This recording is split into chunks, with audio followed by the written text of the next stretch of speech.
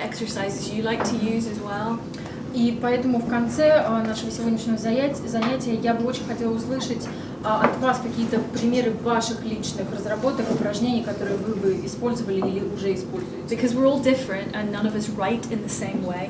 Потому что мы все очень разные, и никто не может быть правым или точным в каком-то определенно одном направлении или технике. So firstly, let me talk about the history of Class Act very, very briefly. Сначала я чуть-чуть расскажу про, собственно, историю Class Act как формата. Last year, Class Act celebrated its 21st birthday in Scotland.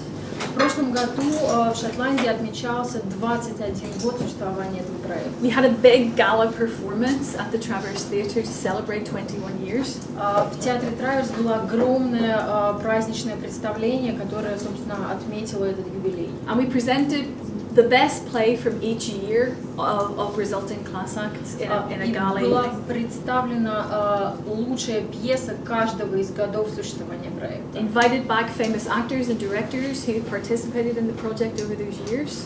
Были приглашены все самые знаменитые режиссеры и актеры, которые в течение этого периода участвовали в проекте. And that's one of the things I really want to stress about Class Act. Class Act has really high status at the Traverse Theatre and in Scotland. И вот то, что я хотела бы подчеркнуть, это то, что у проекта Class Act в Шотландии очень высокий статус.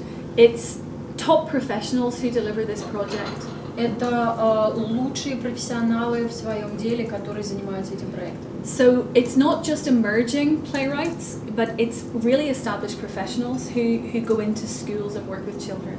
Это не какие-то молодые драматурги, которые только пробуют себя в этом искусстве, а уже состоявшиеся профессионалы, которые идут в школу и работают с детьми. It's not just directors who are beginning, it's the artistic director of the theatre who directs the children's plays.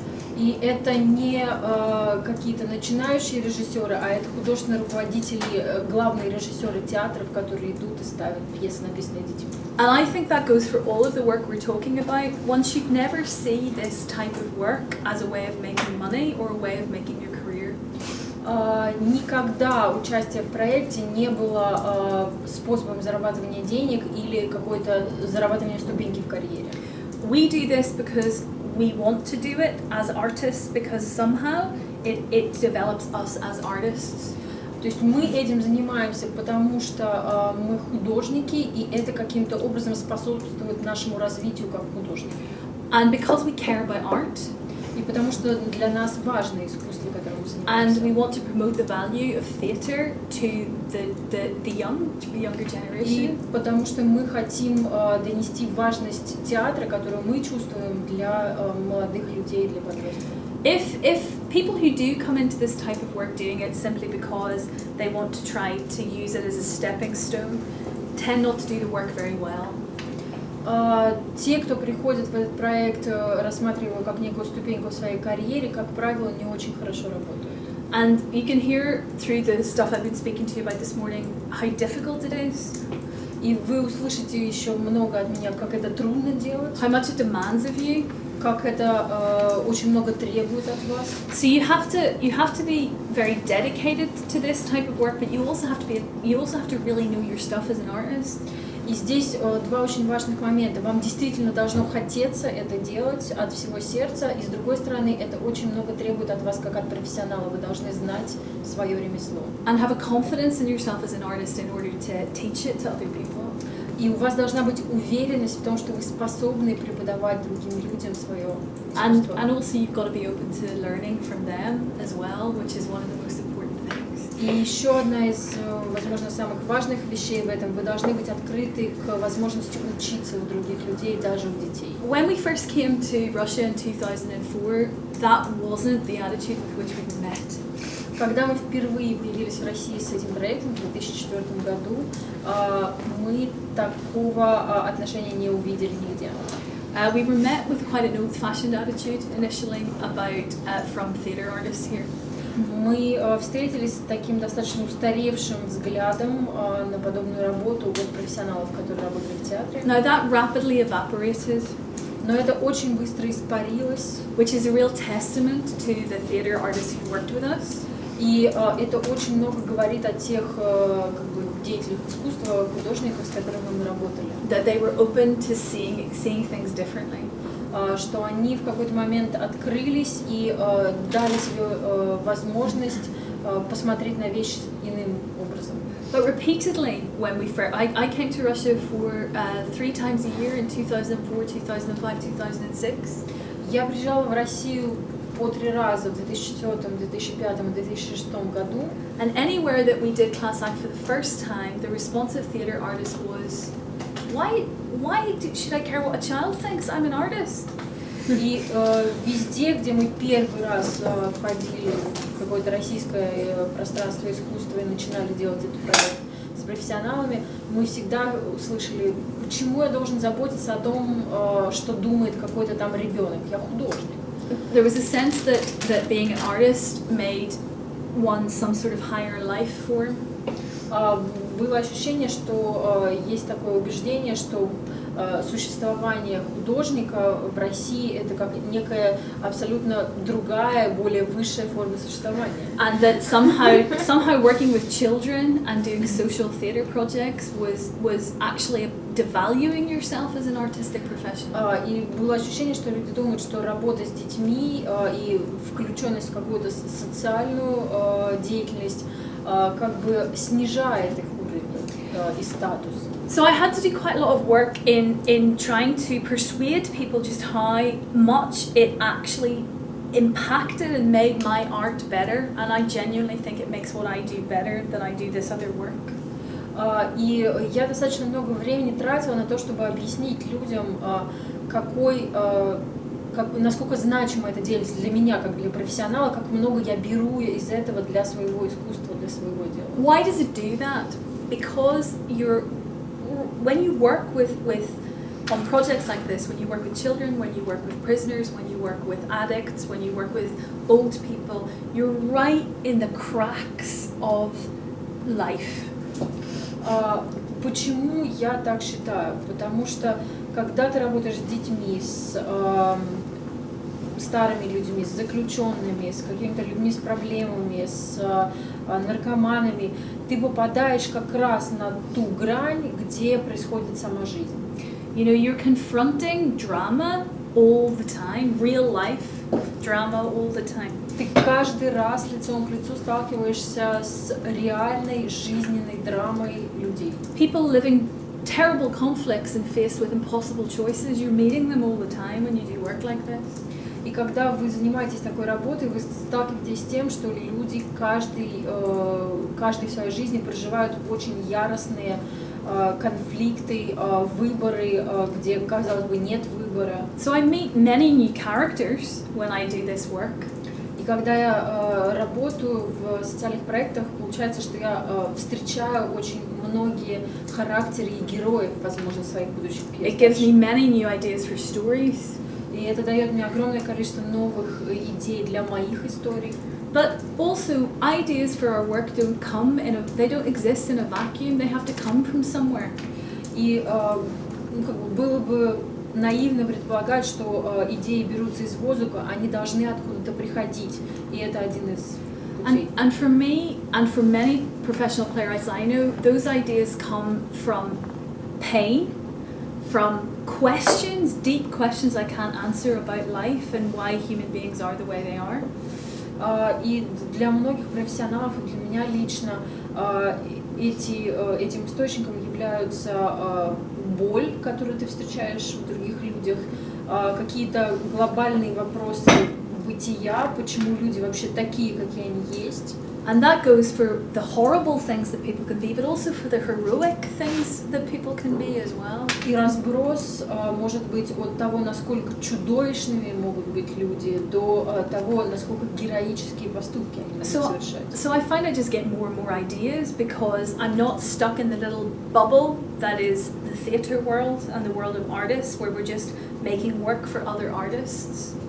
И это позволяет мне не быть вот в таком вакуумном шарике театрального мира, где работа делается для коллег и в сотрудничестве с коллегами в таком маленьком закрытом мирке, а наоборот выходить в какой-то большой мир. And purely selfishly, you see the immediate effect of what you do on another human being.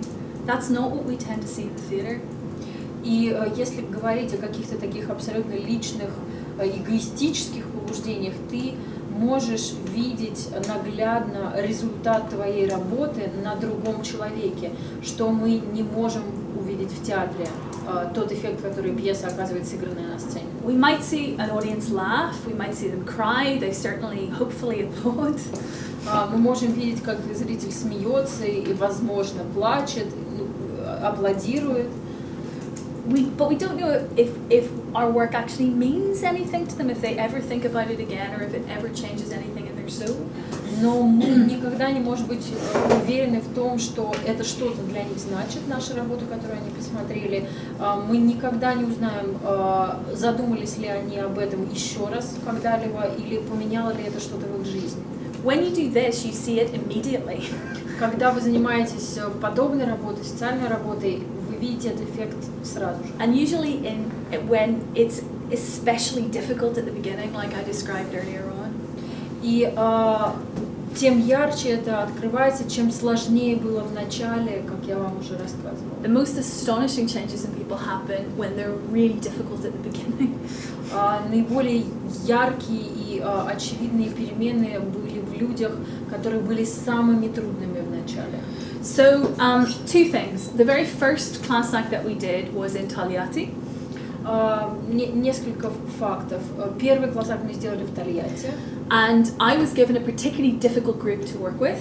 И мне дали специфически трудную группу, с которой я работала. So I had a group of 34 students comprised of high school children, and then there were 15 children from the local orphanage.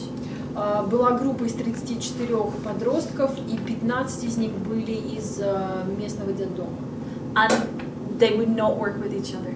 И они не хотели работать друг с другом никоим образом. So the mainstream children would not sit with the children from the orphanage. Дети из обычных школ даже не хотели сидеть рядом с детьми из детского дома. They kept complaining they were there. Они продолжали жаловаться, что эти вот тут где-то находятся. That they smelled, that they were criminals. Что они чувствовали практически по запаху, что они that they were stupid. Что они глупые. The children from the orphanage looked terribly sad. Дети из детского дома выглядели очень-очень грустными. They said nothing for about 3 days. They just sat there and looked terribly sad. Они практически ничего не говорили в течение первых 3 дней. Они просто сидели и выглядели очень грустно.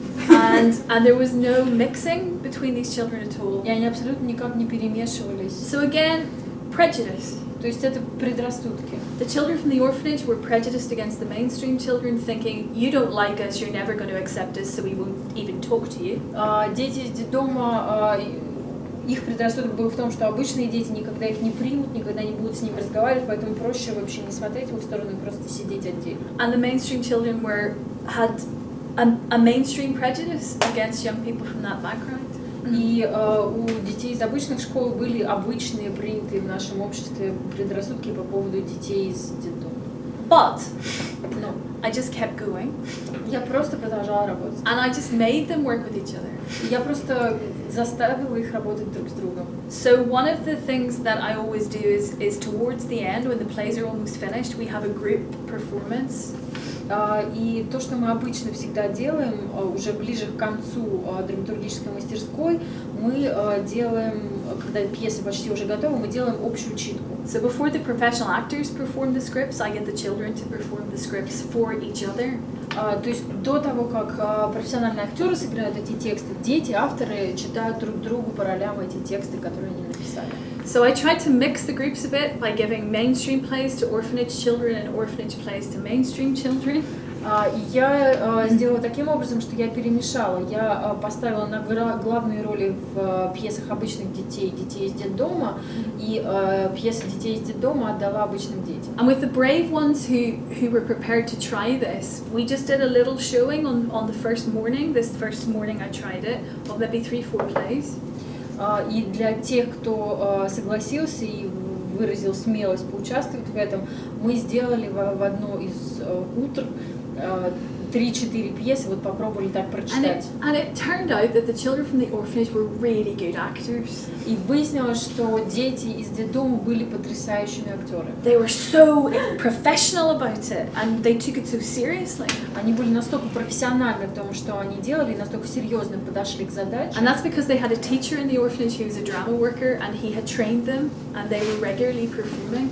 И это случилось потому, что в детском доме был профессионал, который с ними занимался на постоянной основе, у них был театр, они играли спектакли. And it was truly extraordinary. It was like watching a performance at Mahat. They were so intense, and all the mainstream kids suddenly were like, oh, they're good.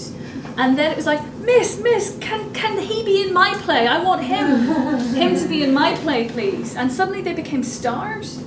И так получилось, что обычные дети заметили, что они потрясающие, они очень круто играют. Они говорят, я хочу, вот, чтобы вот этот мальчик был в моей пьесе на читке. Вот можно как-то, чтобы он тоже был, потому что они увидели, что очень высокого уровня. And you get these moments where the atmosphere just changes like that, and that was the day that it flipped, and suddenly they're all working with each other. И это был момент, когда ситуация поменялась просто на 360, на 180 градусов, и они вдруг сразу стали работать все вместе. And then they become this team, and then they're this company, and then it kind of all transformed.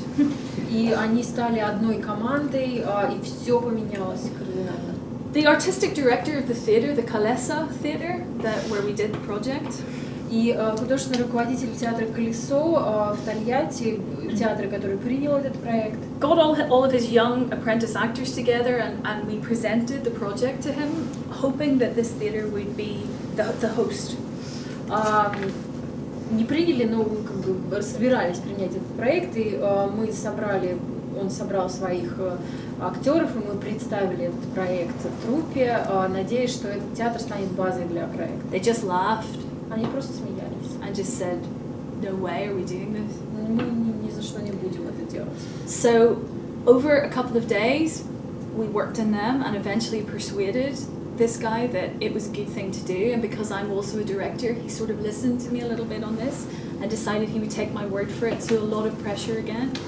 И мы потратили некоторое время на то, чтобы разговаривать с ними, убеждать, и так как я тоже режиссер, он как-то воспринял мое профессиональное слово и пошел на это. His method of working on the plays was so entirely different to the way that we would work on scripts in the UK that it was quite difficult. Его метод работы с актерами настолько отличался от того, к чему мы привыкли в Великобритании, и с ним было очень трудно работать. In Britain, we treat the children like they're proper playwrights, so we actually treat them the way that they would treat me at the Travers if it were my play, where we give them lots of respect and status and ask them lots of questions. He didn't do any of that. I mean, he was laughing and saying, "This is great, and what fun this is!" И он очень веселился и говорил, о, как круто, как здорово, как весело. The show was unbelievable. The performance was marvelous. Очень хороший получился показ, и очень хорошо все играли. You know, because he was then talking to the children, and they were helping him with some ideas for the performance. И они разговаривали уже тогда с детьми, и дети давали какие-то идеи для режиссерских решений. All the parents of the children came, and were in a total state of shock after the performance. Пришли родители всех детей, и они пребывали в полном шоке после спектакля. One of this little boy's father, who was a local businessman, very kind of rich, wealthy guy, he came up to me at the end and he went, I have no idea what just happened. И один из пап, одного из мальчиков, который был такой местный бизнесмен, серьезный очень человек, он подошел ко мне и сказал, я, собственно, не очень представляю, что сейчас произошло. So I had no idea that my son could do that. Я никогда не мог себе представить, что мой сын способен на это. I had no idea he even thought those things. Я никогда не думал, что у него эти вещи вообще в голове-то есть. He was really serious about it. He said, you know, how did you get him to do this? И он очень серьезно так на меня смотрел и спрашивал, как вы вообще из него это все вытащили, как вы это сделали? And I said, well, I asked him what he thinks. Я сказала, что я просто спросила, что он думает. Have you ever asked him what he thinks? Вы когда-нибудь спрашивали его о том, что он действительно думает? And this guy is, no, I haven't. И он сказал, нет, как-то, в общем, нет, не приходилось. And I said, well, maybe you should ask him. Maybe there's even more than that going on in his head. И, может быть, тогда стоит как-то с ним поговорить, может быть, там еще что-то есть интересное. And this man was like, yes, maybe I should ask him. Да, наверное, надо. And so finally, the last transformation was in this little girl from the orphanage. She was 16 years old. И еще один момент трансформации, который для меня запомнился, это была девочка 16 лет из детского дома. She was called Ksusha. Ее звали Ксюша. She sat in the classroom for the entire 2 weeks, just looking out the window. I couldn't really engage her much for the first week at all. Она 2 weeks ago. For the first week, she wouldn't engage at all. В первую неделю она вообще никак ни на что не реагировала и, в принципе, 2 недели смотрела в окошко. Her teacher kept saying to me, she is very talented, but she's very scared. Ее преподаватель продолжал мне говорить, что она очень талантлива, но она очень испугана. She was working by herself, but she wouldn't show us what she'd written. Она работала сама по себе, сидела, писала, но не показывала, что она делает. The play was only 1 page long. Пьеса была на 1 страницу всего. She went over it and over it, changing word after word, making it really precise. И она продолжала ее редактировать, слово за словом, делая ее максимально And it ended up being the absolute hit play of the evening. И она стала абсолютным хитом всего показа. Very simple, but really poetic language. It was beautiful. Очень простая, но с очень поэтическим языком. It was very simply a girl walks onto the stage and there is a chair on the stage and she steps on the chair and puts a noose around her neck as if she's going to hang herself. Пьеса начиналась с того, что девушка просто выходит на сцену, ставит стул, поднимается на него и совершает движение, как будто надевает на шею петлю.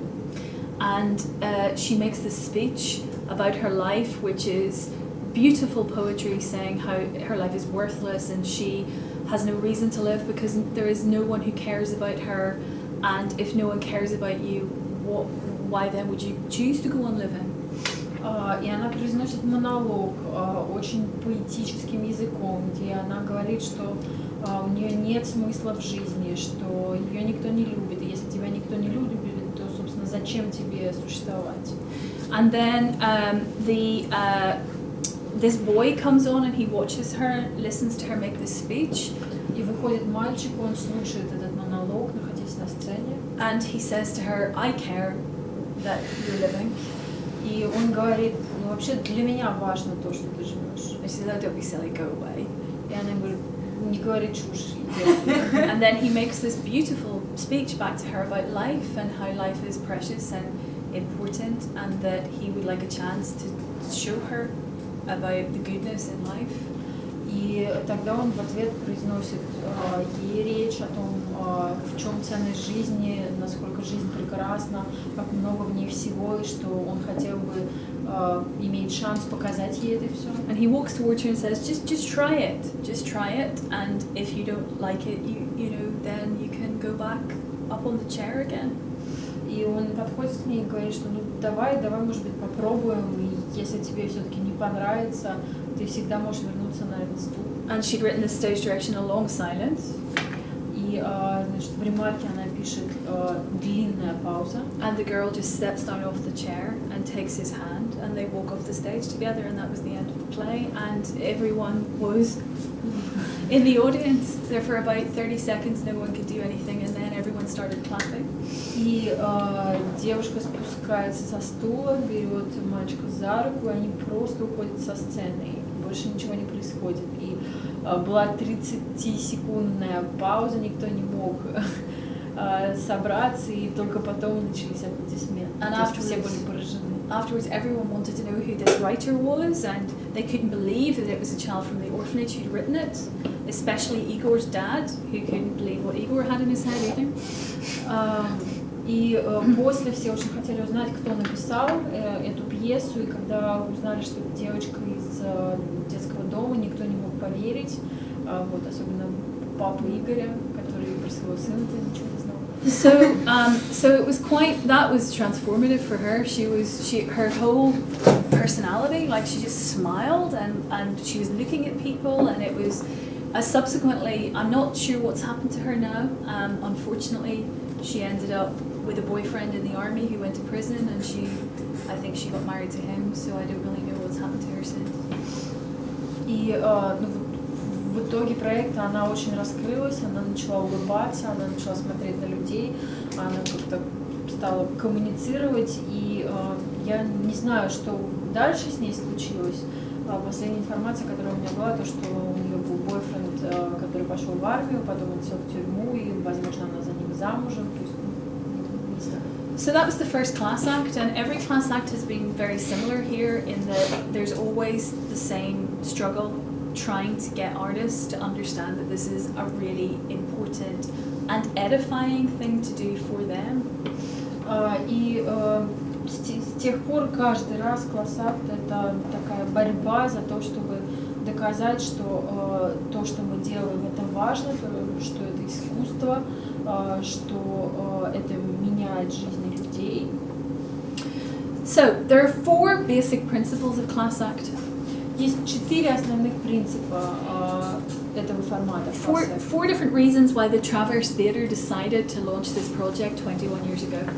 4 причины, почему Траверс вообще придумал этот проект и запустил 21 год назад. The first is that the Traverse is a theatre about new plays, so they wanted to find new playwrights and they wanted to find them young. Первое — это то, что Траверс — это театр, который заинтересован в новой драме, современных драматургов, и они хотят найти их юными и поймать их на какой-то ранней стадии. The second is that they wanted to develop new audiences for the future. So again, they wanted to cross that barrier we were talking about earlier, that theatre is only for the educated and the rich and the old, which can be a real impression of theatre within the United Kingdom. И вторая причина то, что они хотели работать и развивать аудиторию театра, искать новые аудитории, чтобы разрушить стереотип, который говорит, что театр для богатых, для образованных и для пожилых людей, что в принципе в Великобритании такой достаточно распространенный явление.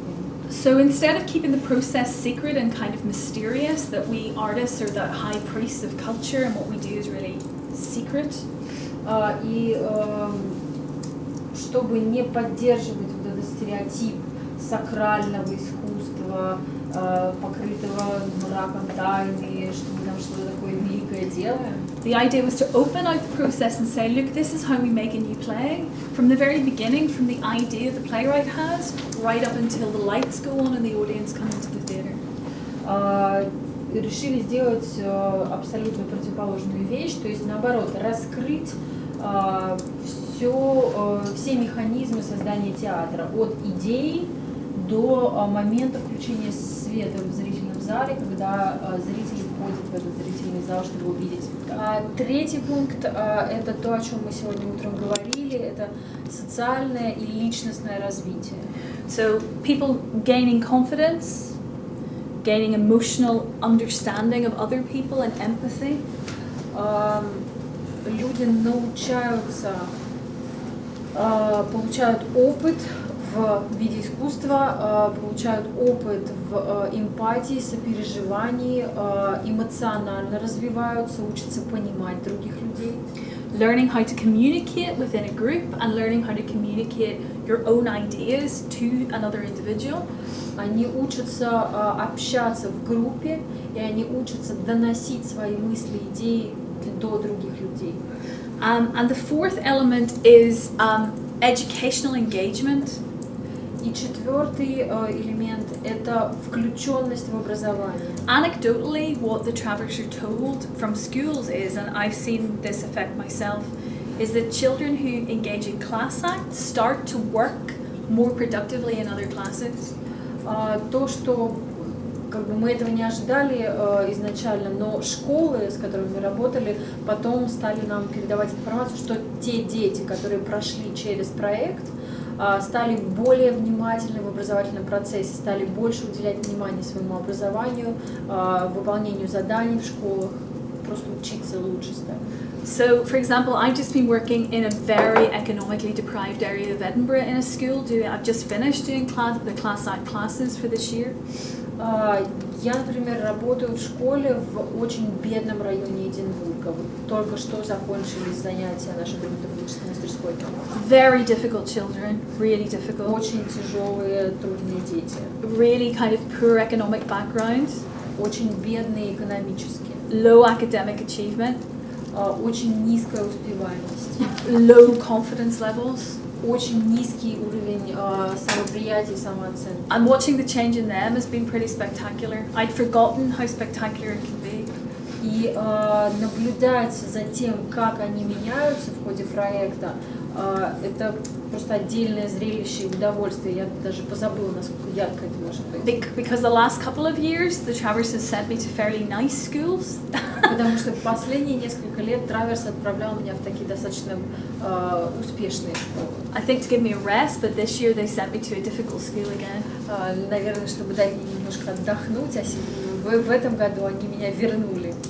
So on the first day, for example, all the kids were just swearing and saying the worst swear words they could to try to shock me. Например, в первый день нашей мастерской дети ругались всеми самыми грязными ругательствами, какие они только могли придумать в присутствии своего педагога, просто для того, чтобы попытаться меня шокировать. I'm writing these words into their scripts.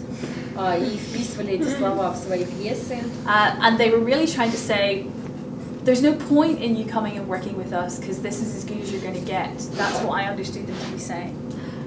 И, как я поняла, они пытались мне сказать, что, ну, в общем, нет никакого смысла с нами работать, потому что ты вот получишь вот это и больше ничего. But we turned that around quite quickly. Но это все поменялось достаточно быстро. Because what I did was I just stood on the stage in front of them and I said all the words that were in their scripts back to them. I just said a whole list of words that they were saying to me. И я просто в один из дней, мы были в зале, где была сцена, я встала на сцену, и я прочитала весь список всех тех слов, которые они мне выдавали. And they were just... And then I said, so we've said all these words now, so can we, shall we move on? Shall we do something else? И я сказала, что ну вот, собственно, мы произнесли все эти слова, давайте как-то двигаться дальше. And they were just, yeah, okay. Just stop saying swear words to us. Да, хорошо. Перестаньте нам это выдавать. And their teacher said to me a few weeks ago, she said, this is the thing about educational engagement, she said, if they weren't enjoying this, they just wouldn't come to school. Если бы учитель сказал, что если бы им не нравилось все, что мы делали, они просто не приходили в школу. And that actually they were pretty much all there every week.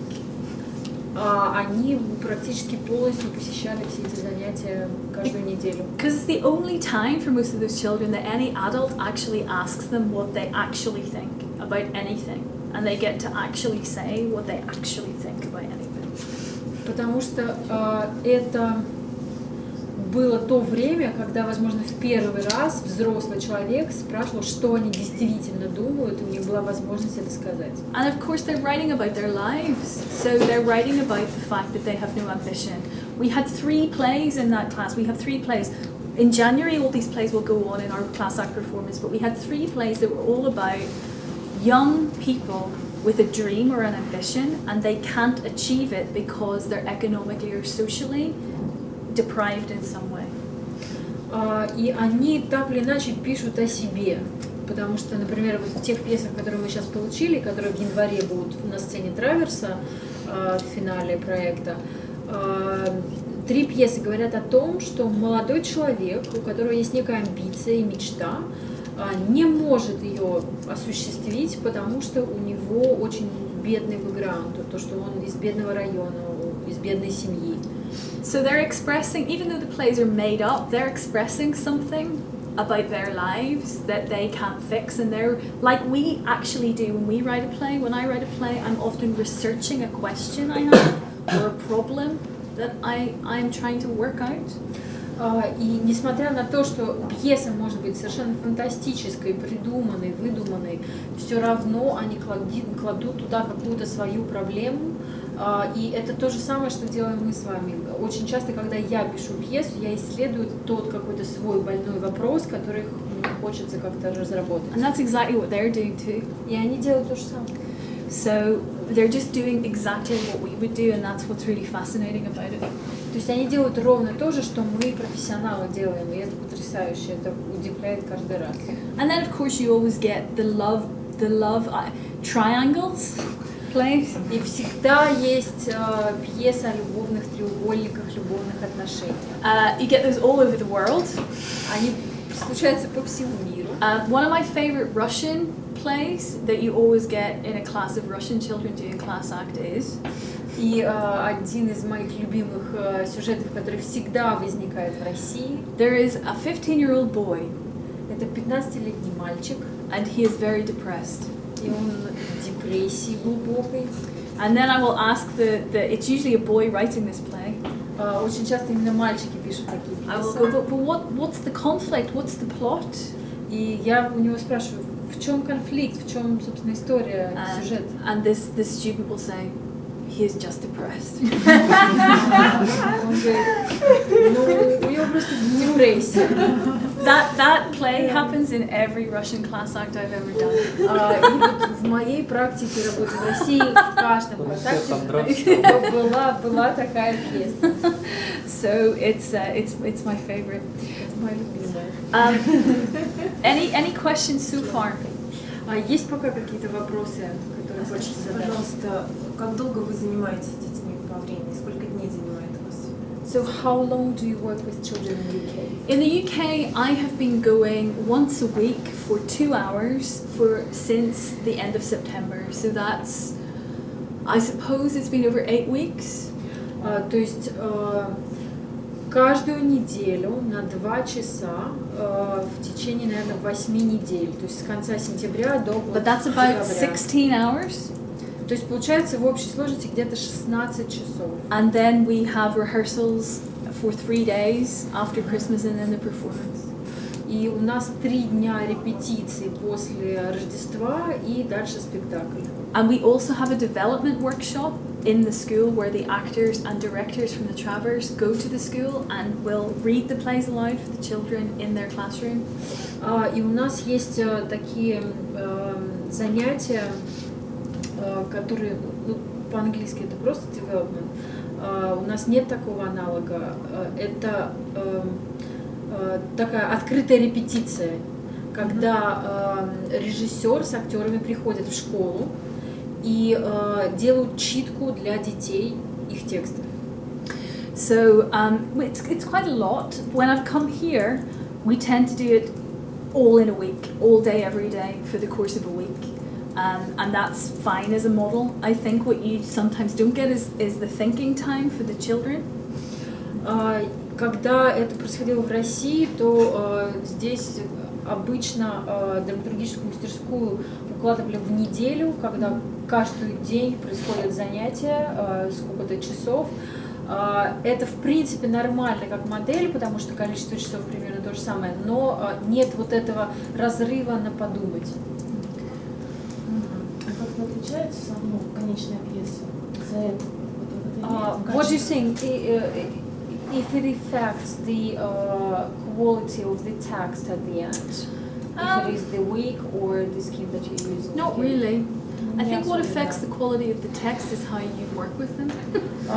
То, что реально влияет на качество текста, это то, как вы работаете с этим. And again, not all texts are high quality that you get. И даже у нас не все тексты какого-то очень высокого качества. Normally you'll get maybe 2, possibly 3 plays that are really good, and the rest are good. И у нас может быть 2-3 которые выделяются, а остальные такой средний хороший уровень. Again, my main thing is to try to make to try to bring them up a level from where they would naturally be at. То, что я пытаюсь сделать, это хотя бы немножко приподнять их от того уровня, с которым они пришли. So, for example, we had a group of girls who, were just writing 2 lines per scene, and they were so nervous that they were going to get it wrong that they wrote very little, and I had to sit with them for a long time and get, really kind of encourage them to imagine and think. And as they began to get their confidence with imagining and thinking, they just wrote much more. They started to realize they could imagine.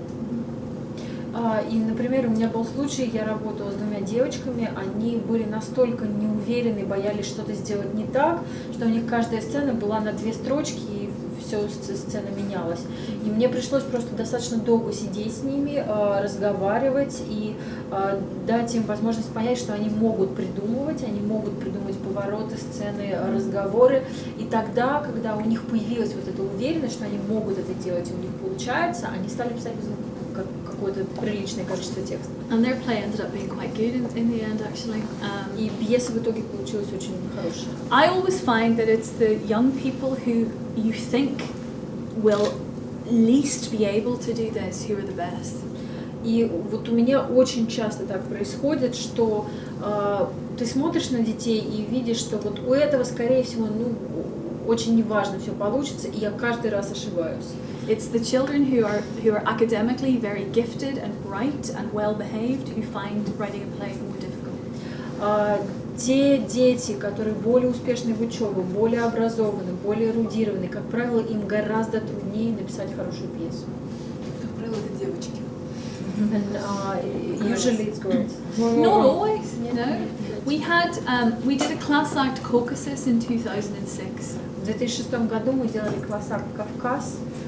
There were groups from Kabardino-Balkaria, South Ossetia and Ingushetia who came to Moscow.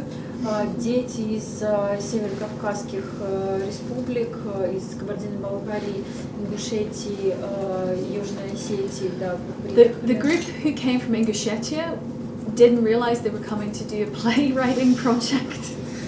Те, кто приехали из Ингушетии, вообще понятия не имели, что они приехали писать пьесы. So they brought a team of sports boys who were they thought that was a sports project, so they brought like 10 sportsmen instead. И из Ингушетии приехала группа спортсменов, которые думали, что у них спортивный какой-то проект. And so these boys were really kind of, we can't do this, we just can't do this at all. И эти мальчики говорили, что мы не можем, мы не умеем и не сможем, вот. And their Russian wasn't very good. И с русским у них были проблемы. And they had a lot of hassle. They were all arrested on the first day by the police when they were just walking to the corner shop. И у них постоянно что-то случалось в первый же день, когда они пошли за едой в магазин, их арестовали. So it didn't get off to a great start. And then some of the Moscow children, when they found out that there were Ingush there, they came and took their children away from the project. So we lost 5 Moscow children on the first day. И в этом проекте участвовали еще московские школьники, и когда родители узнали, что там дети с Кавказа, из Ингушетии, то они просто 5 человек приехали, родители и забрали. So again, lots of tension. То есть очень много напряжения, каких-то таких. But the best play was by this little boy called Idris from, he was about 15, called Idris from Ingushetia.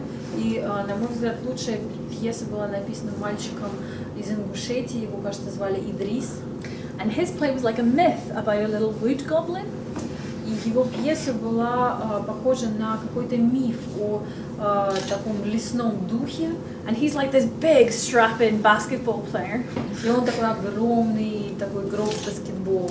And he's written this fairy tale about this wood goblin who's following this beautiful girl around a forest. This girl is lost in a forest, and this wood goblin is watching her.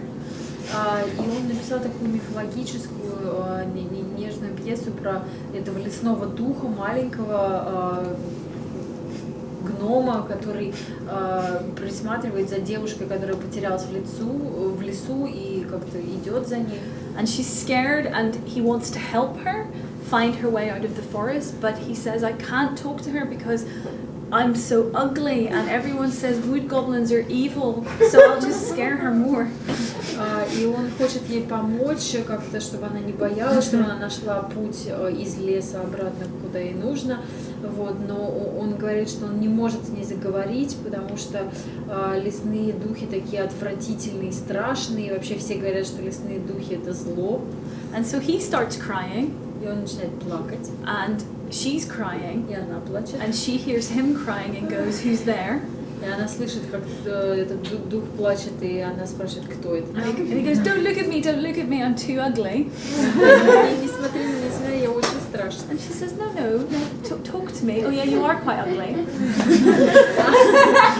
But talk to me anyway. Не, поговори со мной. Хотя да, ты, конечно, страшная, но ты все равно поговори со мной. Can you help me find the way out of the forest? And he says, yes, I can. Выбраться из леса, он говорит, да, я могу. But do you trust me because I'm a wood goblin and будешь ли ты мне верить, потому что я же лесной дух. All you wood goblins say human beings are, or all you humans say wood goblins are evil. Все люди говорят, что мы злые.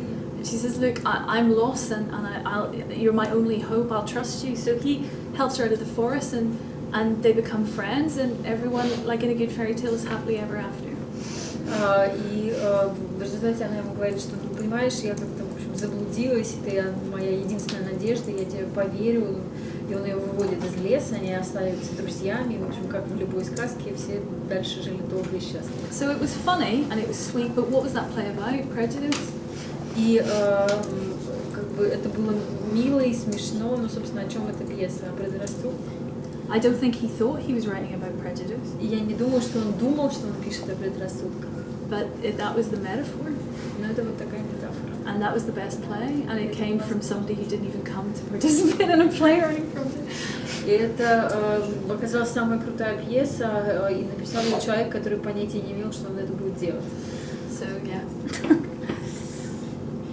Any other questions before we move on? Какая нижняя возрастная граница детей, которые работают? So what is the youngest people you work with? I think the youngest I've ever done a class act type project with were 7. Да, 7-летние самые youngest. And we did a project. The Travers did a project for 10-year-olds. Траверс делает проект для 10-летних. Called Articulate. Который называется «Артикуляция». And it was specifically about literacy. И это проект нацеленный на грамотность. So using the writing of drama, the kids writing their own plays in order to make their reading and writing better. И это такое использование драматургии для того, чтобы помочь детям грамотнее и правильнее писать. And we did it exactly the same way. We had professional actors and directors doing plays written by 10-year-olds. И у нас были профессиональные режиссеры и драматурги, которые ставили пьесы 10-летних. And that was quite challenging. И это было очень такая задача. Because the plays were quite crazy. Потому что пьесы были такие слегка сумасшедшие. And had lots of cartoon characters in them. И там было очень много мультяшных героев. And superheroes. Супергероев. And you have to bear in mind that quite a lot of the actors that we use at the Travers are well known in television and on the stage. И очень многие актеры, которые работают в Траверсе, играют в спектаклях и участвуют в проекте, они очень известны по телевидению и на сценах. So it's always quite fun. It was much fun for me to watch these very serious classical actors pretend to be Mickey Mouse and things like that. It's very funny. И это отдельное удовольствие и радость для меня лично видеть этих серьезных актеров, которые играют там Гамлетов и Отелло, играть когда они играют Микки Маусов. Вот их актеры так могут, а наши не могут. Они только умеют Гамлета играть. Есть такие, да. Очень. Our actors play the classical roles, they can't do that. Yes, well. Особенно в провинции, вот эти, которые в драмтеатре играют такие. 50 лет, он уже скоро на сцене умрет. 50 years long, they like Hamlets and... Yes. There was this one actor, do you know this character Scooby-Doo? Do you have this? Scooby-Doo. We had this one actor, very well established older man, male actor, who had to be Scooby-Doo. И у нас один такой пожилой, известный актер, должен был играть Scooby-Doo. And when first presented with the script, he was like, absolutely no way am I doing that. Никогда в жизни я это делать не буду. And so we stroked him and said, well, you know, think how much this will mean to the children, and he did it, and he was very good. И мы ему говорили, ты представляешь, как это круто будет для детей. Конечно, в итоге он сделал это было. It was quite interesting. So 10 is the youngest we've done a class act type project with. 7 are the youngest I've ever written drama with. То есть для 10-летних это самые молодые, самые маленькие, с кем мы делали проект вот по этой технологии класс-экт, а с 7-летними мы писали пьесы, но там по-другому. I think the thing to resist is to try and make their work make sense. То, что преодолевает противостояние, это дать понять, что работа, которую ребенок делает или там актер делает, действительно имеет смысл. It's more, the key to that I think is following their logic without kind of imposing an adult logic. Is when you follow their logic by asking them questions, you eventually discover that it does make sense. They, you know. То есть способ не пытаться навязать свою взрослую логику, а выяснить, какой логике следует ребенок путем задавания вопросов. И в конечном итоге становится ясно, что там есть эта логика. Then you can help them structure it. И тогда можно помочь им структурировать их логику. But if you try to make it make sense, it just won't work. Если пытаться переломить что-то, чтобы это имело смысл, не получится. I find that the biggest challenge because I want to understand and make it make sense, and I find it hard not to. И для меня лично это достаточно такой сложный момент, потому что я хочу, чтобы было понятно, чтобы была логика. Я каждый раз себя вот сдерживаю, чтобы не вмешаться в чужую работу.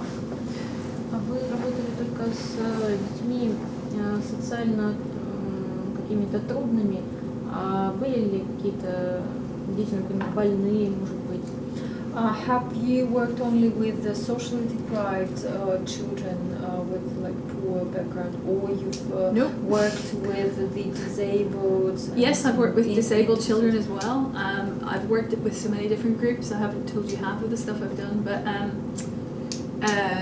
I've worked also with very privileged children in private school settings as well, like where their parents pay for them to go to these Я на schools. самом деле вам не рассказала половину того, что я делала, но я работала и с какими-то богатыми, успешными в каких-то частных школах с детьми, и с детьми с инвалидностью, заболеваниями, то есть это тоже есть в практике. And often what you're dealing with there are like big emotional problems. In these with these rich children, they often have big emotional problems. И вот если говорить об опыте работы с какими-то такими благополучными детьми, то у них очень часто проблемы с эмоциональной восприимчивостью, с эмоциональным интеллектом. But it's hidden because they are apparently successful academically. Но это скрыто, потому что они, как правило, академически, интеллектуально достаточно развиты и успешны. I've worked a lot with disabled young people.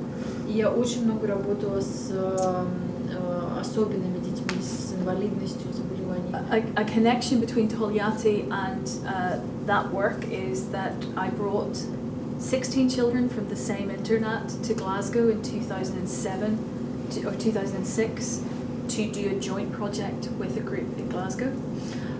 И если говорить, какое есть пересечение с моей работой в России и вот работой с особенными детьми, в 2007 году я привезла в Глазго 16 детей из Тольятти, из интерната, и встретилась с группой детей в Глазго. And the group, this was paid for by the National Theatre. И эта работа была оплачена Национальным театром Шотландии And the British Council also. и Британским советом. And the group I worked with in Glasgow were a group of 20 odd, I think it was 20 something of them, and they were an integrated company, so you had children without disabilities, children with physical disabilities and children with learning disabilities. И вот группа из 20 с небольшим человек, с которой я работала в Глазго, это была интегративная группа, где были обычные дети, дети с физическими недостатками, то есть это могли быть колясочники с какими-то такими физическими заболеваниями, и дети с отставанием в развитии, с трудностями в обучении. And the group in Glasgow was very well established. I'd already written 3 plays for them in the past. И эта группа, с которой я работала в Глазго, она уже была такая собранная, состоявшаяся. Я с ней достаточно долго работала. Я для них написала 3 пьесы уже на тот момент. For me, these projects work best when they're integrated, when the children aren't kept separate because of their disabilities. И для меня очевидно, что наилучшим способом работы происходит, когда группа совместно интегрированная, когда все дети перемешаны. Там, получается, разные языки были? So there were a mixture of languages when We had a mixture of languages and abilities. То есть это была смесь и языков, и возможностей. And the Russian children from the internet were appalled that there were disabled children in our theatre group in Glasgow. И дети из Тольятти, они были очень недовольны и не готовы к встрече и работе с детьми And they were saying they can't do anything. И они говорили, да они же ничего не могут. And I said, okay, well, watch them. Посмотрите, говорила. And of course, the same thing happened there that had happened to the children from the internet in the first class act, that they watched these disabled children act, perform, and suddenly they were integrating with each other.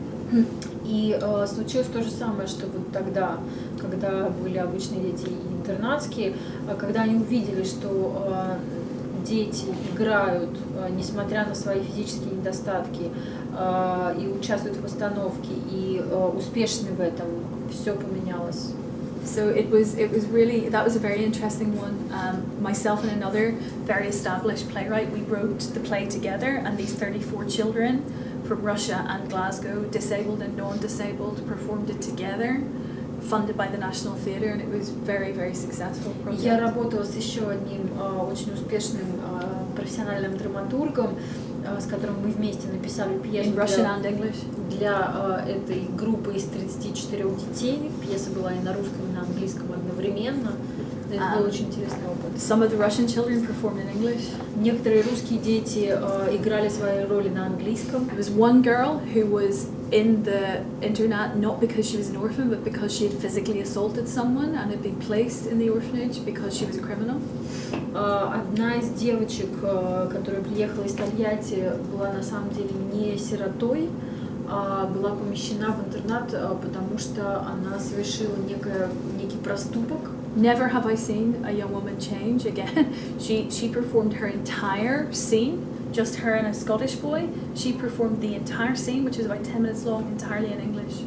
И я никогда не видела такой перемены, в результате она смогла сыграть полностью 10-минутную роль свою в паре с шотландским мальчиком, и она говорила по-английски всю свою роль. One of our Scottish boys was learning disabled and he couldn't speak properly.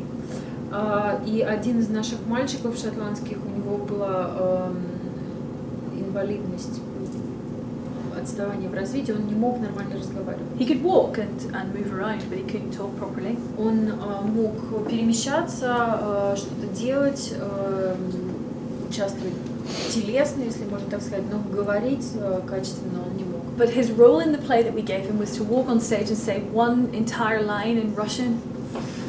И мы дали ему роль, чтобы он выходил на сцену и сказал всего одно предложение по-русски. And he really tried hard, and he was finding it really, really difficult. And then two of the youngest Russian boys, who had been the least kind of happy that there were disabled children there, they sat with him every day for a week and practiced till he could say it. И этот мальчик шотландский очень старался, ему это очень тяжело давалось.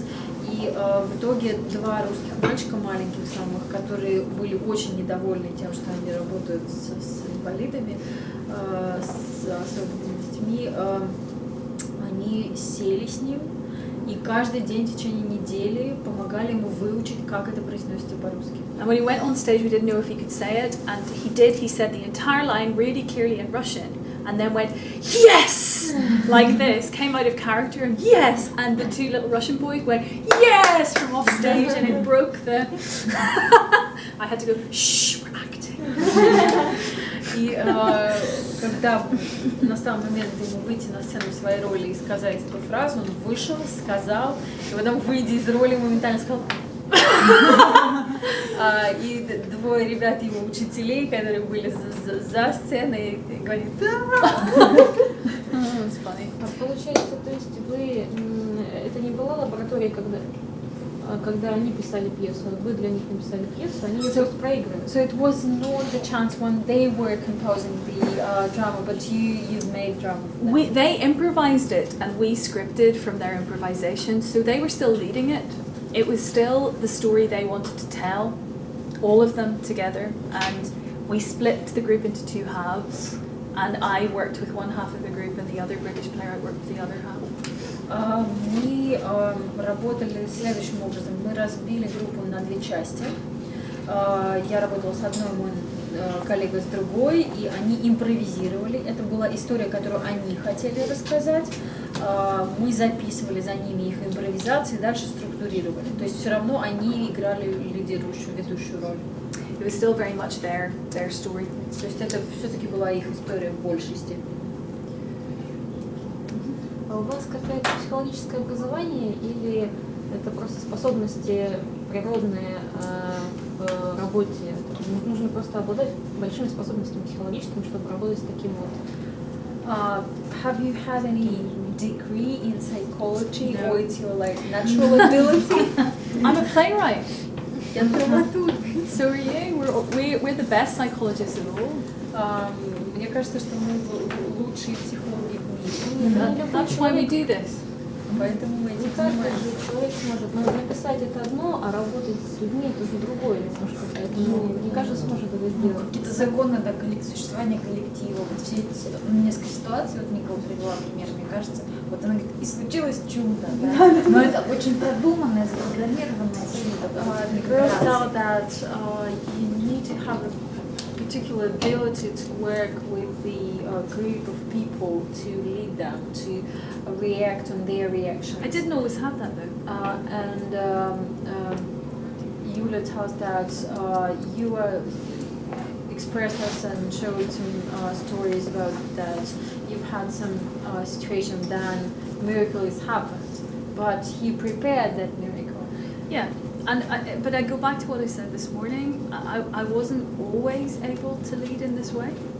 Но я хочу вернуться к тому, что я уже говорила сегодня утром. Я не всегда была таким. On the very first project I told you about this girl, I had a problem with. Yeah. Спросить, что как бы в какой-то момент показалось, что вы такой супергерой, который всегда может найтись в любой ситуации. Вот хочется услышать про big fail, про какие-то провалы, когда вы понимали, что вы, вот, как любой человек, поступили не так, вам нужно исправить ситуацию, нужно что-то делать, чтобы дети опять включались в работу.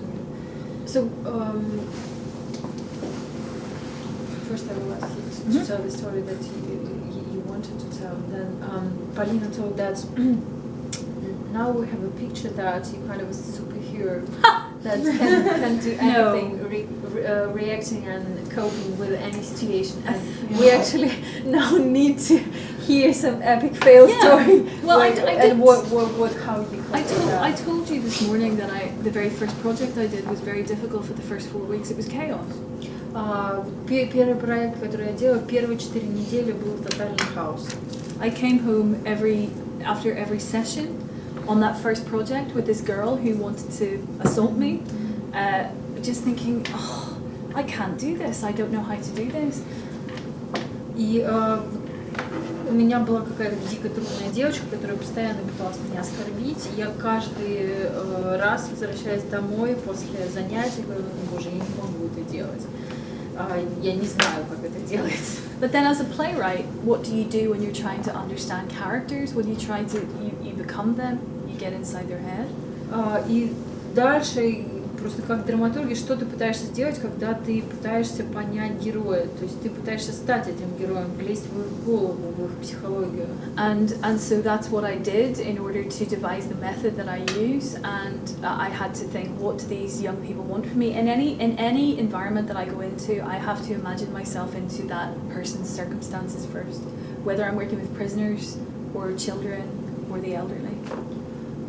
И каждый раз, когда я вхожу в какой-то новый проект, новую ситуацию, я пытаюсь представить, что бы я чувствовала, если я ребенок, заключенный или там, человек в возрасте в этих каких-то конкретных жизненных обстоятельствах. So what's common to all people is that they want to be liked. И то, что роднит всех людей на свете, все люди хотят, чтобы их любили, чтобы они нравились. Unless they're mentally ill. Если только они не больны психическим заболеванием. So they want me to like them. То есть они хотят, чтобы я их полюбила, чтобы я была благодарна за какие-то их проявления. They want me to listen to them and hear what they're saying. Они хотят, чтобы я их выслушала внимательно и услышала то, что они говорят. When we do a project like this, they're frightened, so they want me to make them feel safe. Когда мы занимаемся такими проектами, они, как правило, испуганы, и они хотят, чтобы я создала для них атмосферу безопасности. And so how do you make someone feel safe? Well, you make people feel safe by being brave, by confronting the problem in the room. И как можно создать эту обстановку безопасности? Это встретиться с ней лицом к лицу, быть храбрыми и продолжать работать. And being prepared and being structured in the way that you then lead the class. И быть подготовленной, быть структурированной в том, как ты ведешь это занятие. So that's kind of the next bit that I wanted to explore is the technology that I use to teach this. That's it, yeah. И как бы такой подход, который я для себя выработала, это некая такая технология, которую я использую, начиная работать в проекте. However, what I will say is that, yeah, I think I am especially gifted with difficult people. Но в конечном итоге, видимо, у меня уже в силу опыта получается, что да, видимо, у меня есть какой-то талант. Вот сейчас я уже могу, наверное, себе что-то такое сказать, что вот уже сейчас, наверное, у меня есть талант работать с каким-то трудным людьми. But that's after much experience of trying to work it out and get it right. Но это после, как бы, очень после долгого, порой мучительного процесса работы и получения этого опыта в разных местах и проектах. On this last class act, if you want to hear a story of difficulty, on this class act I'm doing in Scotland now, I found that group so difficult to work with because there were so many of them and their behavior was so bad and so underconfident. Последний проект, который вот только что закончился, группа была очень большая, необычно большая и очень трудная, потому что они никак не хотели успокаиваться. I really didn't think it was going to work. I thought this will be the one time this class act doesn't work. И это даже в какой-то момент заставляло меня думать, что это не получится, и это, возможно, будет первый раз, когда это не получилось, когда класс акт не сработал. So I asked the travelers, I said, look, there's so many of them and they're so underconfident, they need so much attention, I can't do this by myself. И мне пришлось идти в Травиш и сказать, что, знаете, их так много, у них столько проблем, им нужно столько внимания, что я одна с этим не справлюсь. So I need another playwright to be there in the room with me. And can I bring in one of my playwriting students because I teach postgraduate playwrights at University of Edinburgh. Я сказала, что мне нужен еще один профессиональный драматург в комнате со мной, и могу ли я взять кого-то из своих студентов, которых я обучаю в Эдинбургском университете. And so I asked one of my students to come in. The Travers paid for her to come in and assist me, and this is again what I see. I see this really young girl who's only 24, who doesn't come from the same background as these children, who was quite nervous. И Траверс мне разрешил это и заплатил за работу ее как моего ассистента. И что я вижу, девочка 24 лет приходит в этот хаус и видит людей, с которыми у них разные стартовые позиции и прошлое. But I picked her because she is a great playwright and also she is kind. There's kindness to her as well. И почему я ее выбрала? Потому что она очень хороший драматург, и потому что в ней есть некая такая доброта. And the only advice I gave her was, when you walk into the room, you're very close to the same age as these kids, but you've got to be the adult. They don't want you to not lead. You have to lead. That's all I'm going to tell you. Единственную вещь, которую я ей сказала перед тем, как мы пошли к детям, я сказала, что ты должна быть профессионалом и взрослым, потому что вы не так далеки друг от друга по возрасту, и дети не хотят, чтобы ты не вела, ты должна вести. And she sort of took a deep breath and went, okay, and she took off, and it was great having her there, and between both of us we were able to give everyone enough attention, because groups like that in particular, they need so much of your attention, and there just wasn't enough of me to go round, but her coming in made all the difference. And so there's somebody, a complete novice coming in, the same level of success just by having an open mind, a sense of compassion, and then actually just being brave enough to lead. И, в принципе, получилось так, что вдвоем мы справились, мы смогли охватить всех детей, дать им столько внимания, сколько им надо было, и она просто включилась со своей долей героизма и смелости, она позволила себе поверить в то, что она это сможет, и она это сделала, и она вела эти занятия. Because the success of the project, yes, okay, it does depend on how you lead it, but it's really about theatre. It's really about the power, the transformative power of theatre and drama. It's not, that's what makes the difference to these young people, and any group. It's not really me. It's the actual work itself that makes the difference. И хорошо, в какой-то степени результат действительно зависит от того, как вы работаете с детьми, насколько качественно, насколько внимания вы им уделяете. Но на самом деле большая часть того, что меняет детей, это та изменяющая способность театра, самого искусства, того дела, которым мы занимаемся. And yet, okay, if I led it without confidence, it would work. But it also wouldn't work if I didn't lead it without humility. Если я это делаю без уверенности в том, что я могу это делать, это, скорее всего, не сработает. Но это также не сработает, если нет какой-то человечности внутри. So it's really about the part of drama, what we do every day, and in allowing people into that secret that we have as playwrights, that it helps me deal with my life. Being a playwright has helped me deal with my life, my questions, find answers to things, find even more questions. That's the kind of gift that we're then passing on to them. И то, что помогает, это то, в принципе, почему, например, я занимаюсь драматургией. Это способ решения моих собственных вопросов. И открывание новых вопросов, и задавание их самой себе, и через текст разработка этих вопросов. Это некий такой инструмент, это наш секрет, которым мы с ними делимся, что вот есть такая палочка-выручалочка, драматургия, через которую можно свои проблемы порешать. And that's because drama is about conflict. Это потому что драма о конфликте. It's about people in situations of jeopardy and conflict and decision and dilemma and crisis.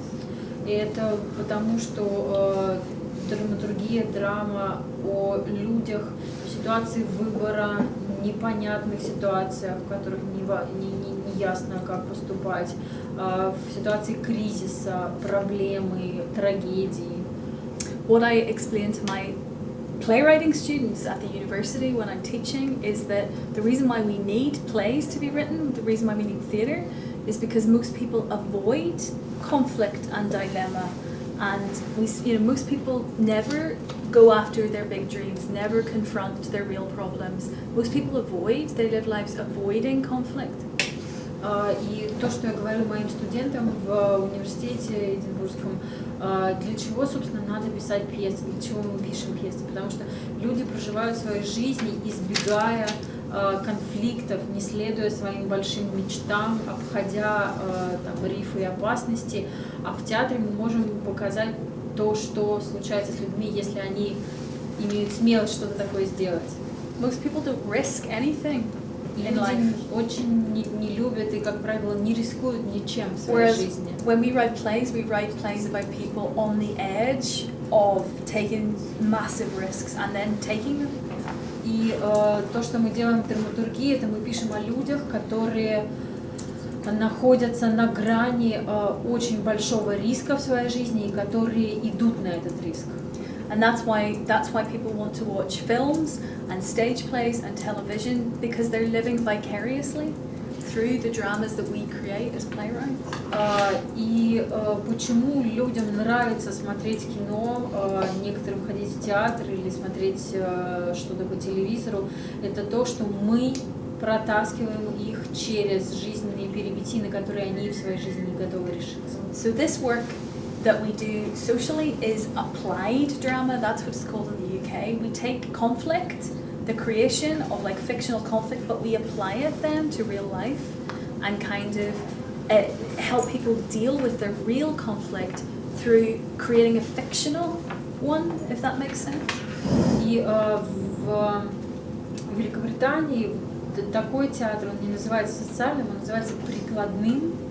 Такой термин существует, прикладной театр, то есть через искусство, через театр, через драматургию, прикладывая искусство к жизни, мы помогаем разрешить некие жизненные проблемы и конфликты. So on that note, let's go through just a couple of, because I realise, what time are we on now? 2:45? Is it 3:45? Yeah, 3:45. Okay. 2:20 to 4. Okay, we'll probably we finish around 4:30. Is that Yeah. okay? Let's talk about a couple of exercises which I'll kind of explain that I use, and we probably won't have time to do them all, but I can show you some things, and then I really would like to hear from you ideas that you have about exercises too. Потому что у нас остается не очень много времени, давайте я расскажу о нескольких упражнениях, которые я использую в своей практике. So the first thing that I always talk about is this notion of conflict. Первая вещь, о которой я всегда говорю, это конфликт.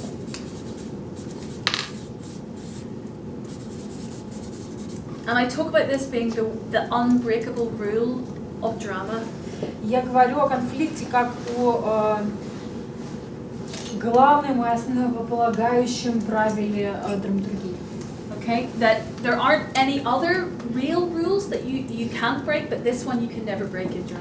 И это такое правило, которое ни в коем случае нельзя нарушать. Все остальные в драматургии можно нарушить, но конфликт нельзя. If there's no conflict in your plot line, you don't have a play. Если у тебя нет конфликта, у тебя нет пьесы. So then I talk about the 4 different levels of conflict, of dramatic conflict. И дальше я говорю о 4 разных уровнях конфликта. Now I do this with my playwriting students as well as kids on class act. Я это делаю как с детьми, так и со своими студентами в университетской аудитории. So the first type of conflict, again, you will all know this, so I'm just going to break it down. The first type of conflict is interpersonal conflict, so person to person. И 4 типа конфликта. Первый тип конфликта — это межличностный, человек с человеком. That's the easiest. Это самое простое. The second type is internal conflict, where the characters split inside themselves. Второй — это внутренний конфликт, когда человек раздирается, разделяется внутри себя. So the internal conflict.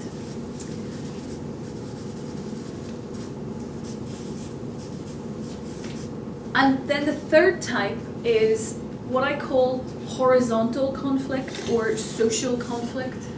Третий тип конфликта — это так называемый горизонтальный или социальный конфликт.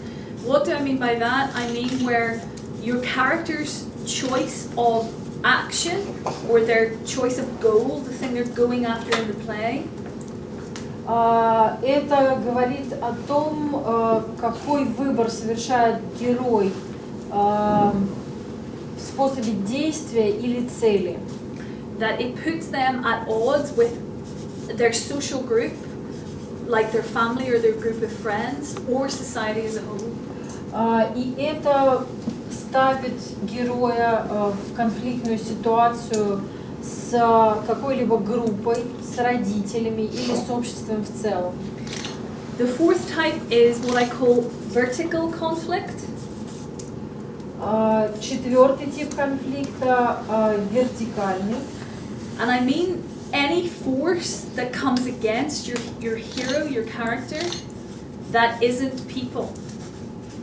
И это некая сила, которая противодействует герою, которая не является человеком. So I mean things like nature, sickness, illness, time, often time, the ticking clock.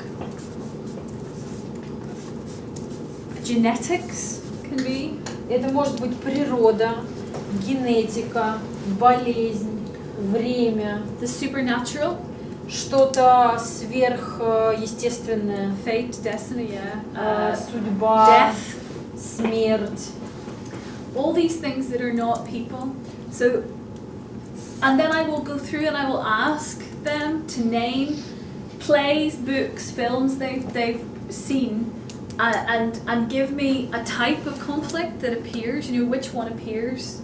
И дальше я предлагаю им назвать книги, кино, театральную постановку, пьесу, где бы они встречали какие-либо из этих конфликтов и назвать где какой. So and then I'll say all the great plays have all four types of conflict in them. И дальше я говорю, что все великие пьесы, как правило, включают в себя все четыре конфликта, все четыре типа конфликта. Now, not all in equal measure. Не все в равной степени и интенсивности. So, for example, we know that in Hamlet, Например, в Гамлете internal is the biggest type of conflict. Например, в Гамлете процент внутреннего конфликта самый значительный. But there's also quite a lot of interpersonal, quite a lot of vertical, quite a lot of horizontal as Но well. также достаточно много межличностного, вертикального с судьбой и всякими сверхъестественными вещами и социального. Whereas in Romeo and Juliet, the biggest type of conflict is the third one, is the social. Но в Ромео и Джульетте самый важный, самый большой конфликт это именно социальный. So it's kind of, you know, we research it, we look at, you know, what types of conflict are there in different plays, and what type of storyline is that. And then what I say is, you're going to have to try and come up with a plot line for your play that contains all four, but it doesn't have to be in each, like they don't all have to be equal. You can have more of one than all the others. И вот мы разбираем эти примеры пьес и фильмов, где какой конфликт. Дальше я предлагаю придумать некую такую линию сюжетную, где бы эти все четыре конфликта могли существовать, но не обязательно в равной степени, чего-то может быть больше, чего-то меньше. So it helps them to begin to think about obstacles. И это помогает им начинать задумываться о препятствиях. So sometimes first you've got to explain to them what dramatic conflict actually is. И наступает момент, когда важно объяснить, что же все-таки такое драматический конфликт. When I did the first class act, I was going to have to explain this to a group of Russian children, so I really had to think through how am I going to explain this visually. И когда я впервые делала этот проект в России, я очень сильно задумалась, как это объяснить детям и как это сделать визуально. So I came up with this diagram that I'm going to show you. И я придумала такую диаграмму, которую я вам сейчас покажу. And I've used this diagram with professional playwrights with whom I've worked as a director, with my students at the university, but it all came from Class Act Russia. И дальше я начала эту диаграмму использовать везде, и в работе режиссерской с другими драматургами, и драматургической с режиссерами, и со студентами, но все вышло из Class Act. Okay, so what is dramatic conflict? This is a very sophisticated diagram. Это очень такая изысканная диаграмма. You have your hero, your main character. У вас есть ваш герой, ваш главный герой. Over here, you have what it is they want, their goal, the thing they are pursuing through the play. Здесь у нас находится цель, к которой они стремятся в течение всей пьесы. So, a character in a play needs to have a goal. Герой в пьесе, у него должна быть цель. So then we'll talk about different plays they've seen or films and what they think the main character wants. И на моменте вот этой картинки мы можем вспомнить те пьесы и фильмы, которые они знают, и вспомнить, какова же была цель героя, чего они хотели. Then I'll say, well, what gets in their way? What stops them getting that goal? И дальше мы разговариваем, а что же мешало герою добраться до этой цели. Then I draw 4 walls between the character and their goal. И я рисую 4 стеночки между героем и его целью. I go, so this is dramatic conflict. This is when your character wants something and then some obstacles are in their way. И вот, собственно, основа драматического конфликта, когда герой чего-то очень хочет, но на его пути стоят определенные препятствия. And they have to try and get around these obstacles to get to their goal. И герой должен как-то обойти эти препятствия, чтобы добраться до цели. And I explain that's basically what a dramatic scene is. И я здесь объясняю, что такое сцена. And драматическая. so then we will break down a play, a famous play like Macbeth or something like that, something they know, or Romeo and Juliet, and we'll draw all of it out on this diagram. So I'll begin by, yeah. И дальше мы берем, например, какую-то известную им историю или пьесу, Макбет или Ромео и Джульетта, и дальше расписываем на этой диаграмме эту пьесу. So I'll say, for example, with Macbeth, I don't know if any of you know Macbeth, do you? Вы как знакомы с Yeah. пьесой? So I'll begin by asking them, what's the first thing in Macbeth's way? Macbeth's goal is to become king. Ну, если разбирать вот по этой схеме пьесу Макбет, то здесь у Макбета цель стать королем. Что же, какое его первое препятствие? So what's the first thing in his way? I'll ask them. Что же, кто первым стоит на его пути? And the answer is there is already a king. Потому что уже есть король. So I will write that obstacle exactly into the box. Я также вот дословно вписываю это в эту коробочку, в эту стенку. So you write the obstacle into the box and then around the side of the box you write the tactic by which the character deals with the obstacle. И вот, например, мы пишем, что король уже есть, и вокруг мы выписываем словами ту тактику, которой он это преодолевает. So in this case, the tactic by which Macbeth gets around the first obstacle is he kills the king and he frames someone else for the murder. И получается, что здесь мы пишем, что Макбет убивает короля и сваливает вину на кого-то другого.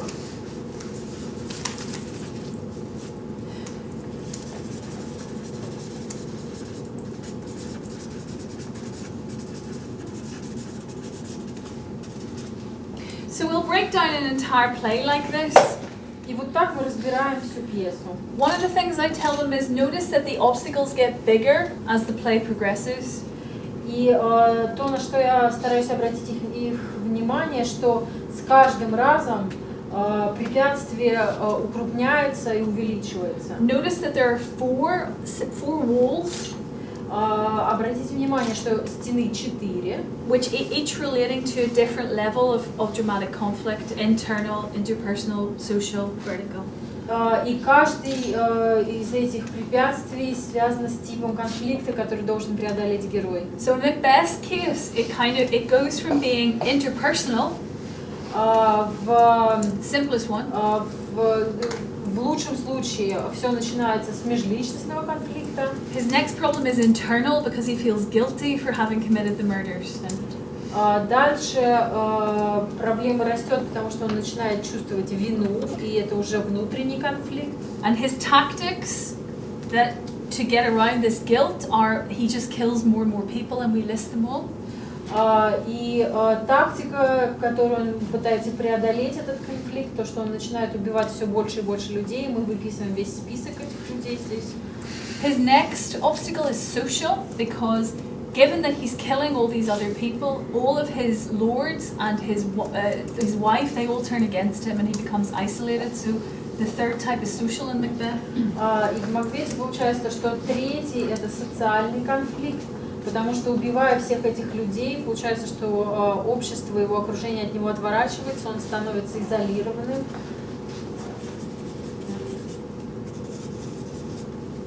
And then one of his other tactics, apart from just continuing to kill lots of people to get around the social obstacle, И кроме тактики убивать все больше и больше людей, чтобы пытаться преодолеть этот некий социальный конфликт, is that he consults 3 witches who've given him a prophecy at the beginning that he will be king. Он обращается к 3 ведьмам за советом, которые предсказали ему, что он будет королем в начале. And they give him another prophecy, or another 3 prophecies, which basically say, you're okay, you're not, you know, unless these 3 completely ridiculously unlikely things happen, you'll never die. И они дают ему еще предсказания, которые, собственно, говорят, что ну, в принципе, у тебя и так все в порядке уже, но вот если эти 3 нелепые случайности не случатся, то у тебя все будет хорошо. And that's the final obstacle, is vertical, it's the supernatural, it's the prophecy that he has to face at the end. И 4-й конфликт вертикальный, как раз вот эти 3 предсказания, которые он как бы должен преодолеть. And what's different about the final wall here? И что отличает последнюю стену от предыдущих? Она, может быть, не проходила? Ну, Да. здесь мы не преодолевают. It is impossible to Get around it. Ее невозможно обойти. So, I say to the students, if you can't get around it, what must your character then do? They have to go through the wall. И получается, что если эту стену невозможно обойти, то герою не остается ничего, как пройти сквозь нее. And this is really important because this is the highest point of the dramatic conflict in a play. It's the big crescendo. Это очень-очень важный момент, потому что это самая высокая точка накала драматизма в пьесе. There's always a sense in the big dramatic climax of any play that the character faces, your main character faces their greatest fear, worst nightmare, biggest challenge. И всегда в этой высшей точке герой приходит к тому, что он должен столкнуться со своим самым большим страхом, с самым большим препятствием. That it's a confrontation, not an avoidance. И здесь прямая конфронтация, прямое столкновение, которое невозможно избежать. Because there's nowhere left to go. Потому что уже не осталось куда идти дальше. So, and that this confrontation, this going through the final wall, either literally kills them, like in any Shakespearean tragedy. И вот это прохождение через этот 4-й конфликт может убить героя, как это происходит в пьесах Шекспира. Or it metaphorically kills all or part of them. Или метафорически убить или частично убить этого героя. By which I mean they change. То есть духовная гибель получается. То есть это гибель некоторой части личности. То есть он отказывается от чего-то, он меняется, он перерождается. So it's like in The Lord of the Rings or The Hobbit, something changes in Frodo. Something big changes in Frodo. Как в «Властелине колец», когда что-то очень важное изменяется во Фродо. You know, right at the end, right at the big battle at the end, he's changed. He's very different to how he started.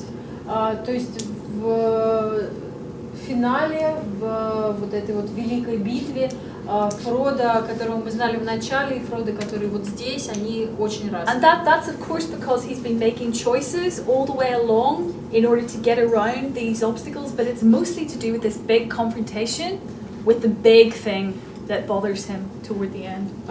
И почему это происходит? Потому что он на каждом уровне совершает некий выбор, который его приводит сюда, где он сталкивается с какой-то большой вещью, которая его беспокоит и тревожит. So this can also be your character's greatest challenge, you know, that like the thing. Самая большая проблема вашего героя. In a heroic play, it doesn't have to be about them changing for the worse. It can be about them changing for the better. В некой такой героической пьесе это не обязательно может быть изменение к худшему, это может быть изменение к лучшему. So like acquiring skills, acquiring virtues as they go. То есть приобретение какого-то опыта, навыков, обрастание чем-то важным, чтобы... But it still has to accumulate like this and build to this high point of action. Но это все равно должно вырастать к этому. And if your character gets through to the other side of the wall, if they win and get through, и если герой выигрывает и прорывается через эту четвертую стену, then they either get what they want and live happily ever after, то они либо достигают того, чего они хотели, своей цели, и живут долго и счастливо после этого, or because they've changed so much on their way to getting there, when they finally get their dream, their goal, they don't want it any longer. То потому что они так сильно изменились по сравнению с начальной точкой, то, получая желаемое, они уже не хотят этого, потому что это на самом деле не то, чего они хотят. Now, this diagram seems to work really, really well for young people in particular. Вот на моем опыте эта схема очень хорошо работает с подростками. Because they can see it. Потому что они могут это видеть. They can see it's like walking up a hill. Они могут видеть это как некий подъем на холм, на гору. Which is of course another way of explaining like how you create dramatic plot to people. И это может быть другой метафорой к тому, как создается драматическое произведение для. You know, you create a goal for your character which seems like it's at the top of a mountain. Что вы создаете цель для своего героя, что кажется, она где-то далеко на вершине горы. But the goal has to be big enough that your character wants to climb that mountain to get that thing. Но эта цель должна быть достаточно большой, чтобы герой хотел карабкаться на эту гору, чтобы достать ее. If it's not a strong enough pull, they're never going to climb. Если это недостаточно сильная и большая цель, желание, то герой незачем будет карабкаться. And that's about stakes and about the goal being really of the most important thing in the world to your character. И это как раз разговор о ставках и о цене, к чему и для чего идет ваш герой. And while your character climbs this mountain, you start throwing rocks at them from the top of the mountain to try and knock them off. И когда герой начинает свое восхождение, вы как автор начинаете сбрасывать на него лавины, камни, пытаясь сбить его с ног. So that seems to pictorially show that. I then get the young people to do this diagram for their play. И это очень такой визуальный прием, который помогает, и я, в принципе, даже иногда заставляю своих подростков, с которыми работаю, рисовать ее для своей пьесы. And this works for any length of play. This could be a one-scene play or a 5-act tragedy. И это работает с любой формой и с любой длиннотой пьесы. Это может быть одноактная пьеса или пятиактная трагедия. But it really, really helps them to understand that they have to have actions, goals, obstacles and action. И это достаточно легко объясняет, что у героя должны быть цель, препятствия и действия. That there needs to be a plot. Которые как раз укладываются в сюжет. I do lots of things on characterization as well, lots of different exercises, but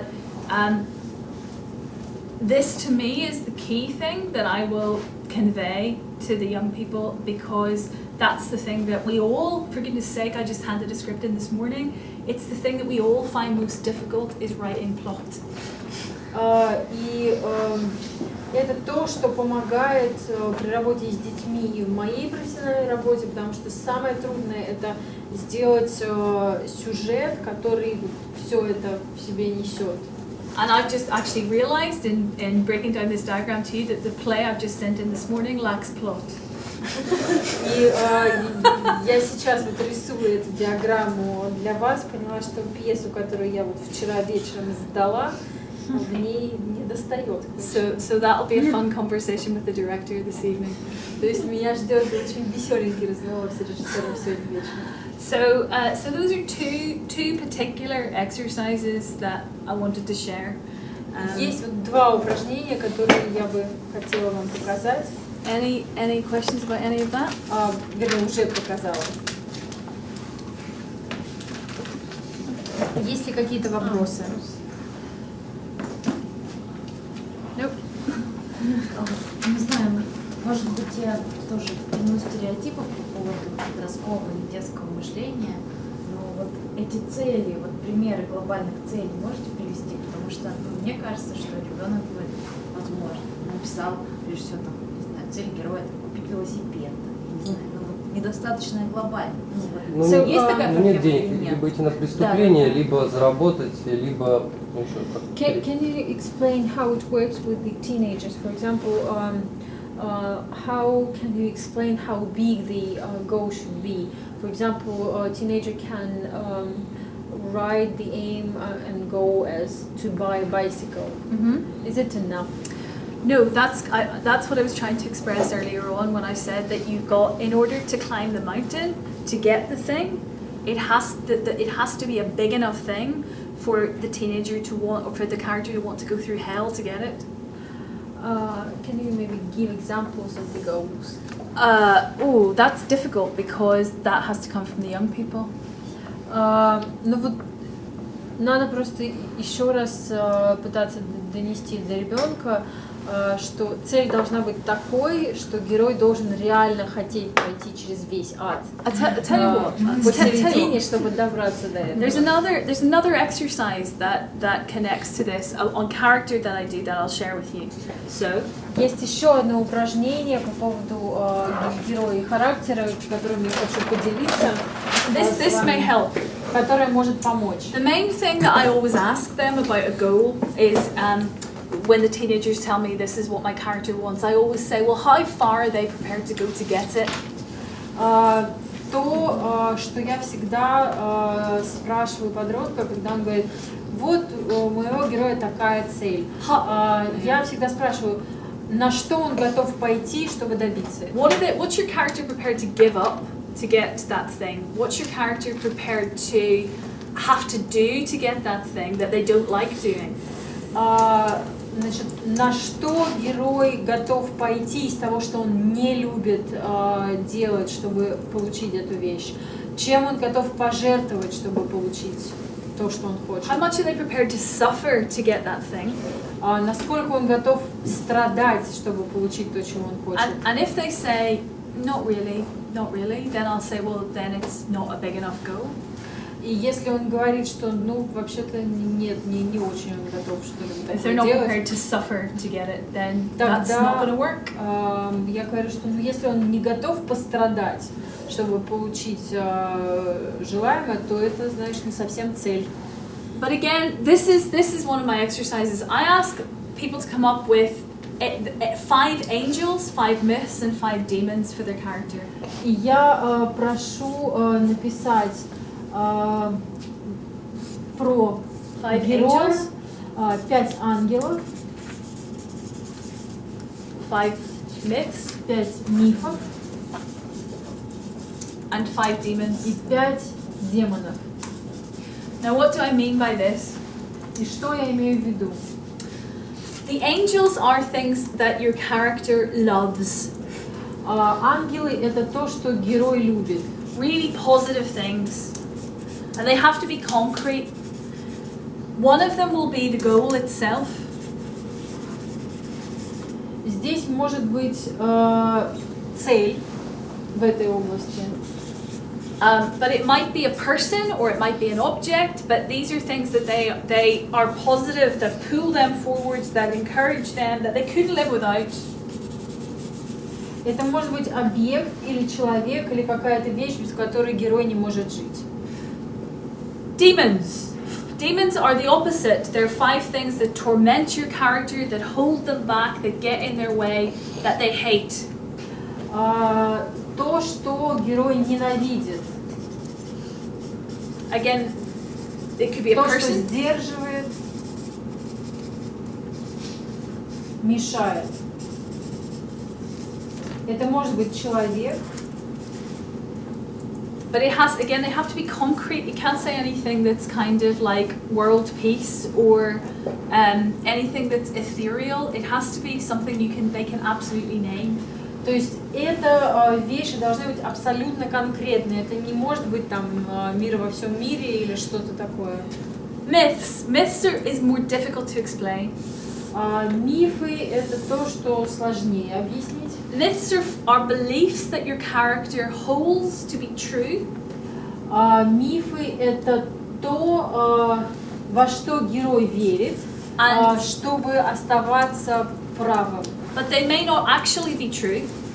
Но они могут быть неправдивыми эти. However, the hero believes them and lives by these beliefs.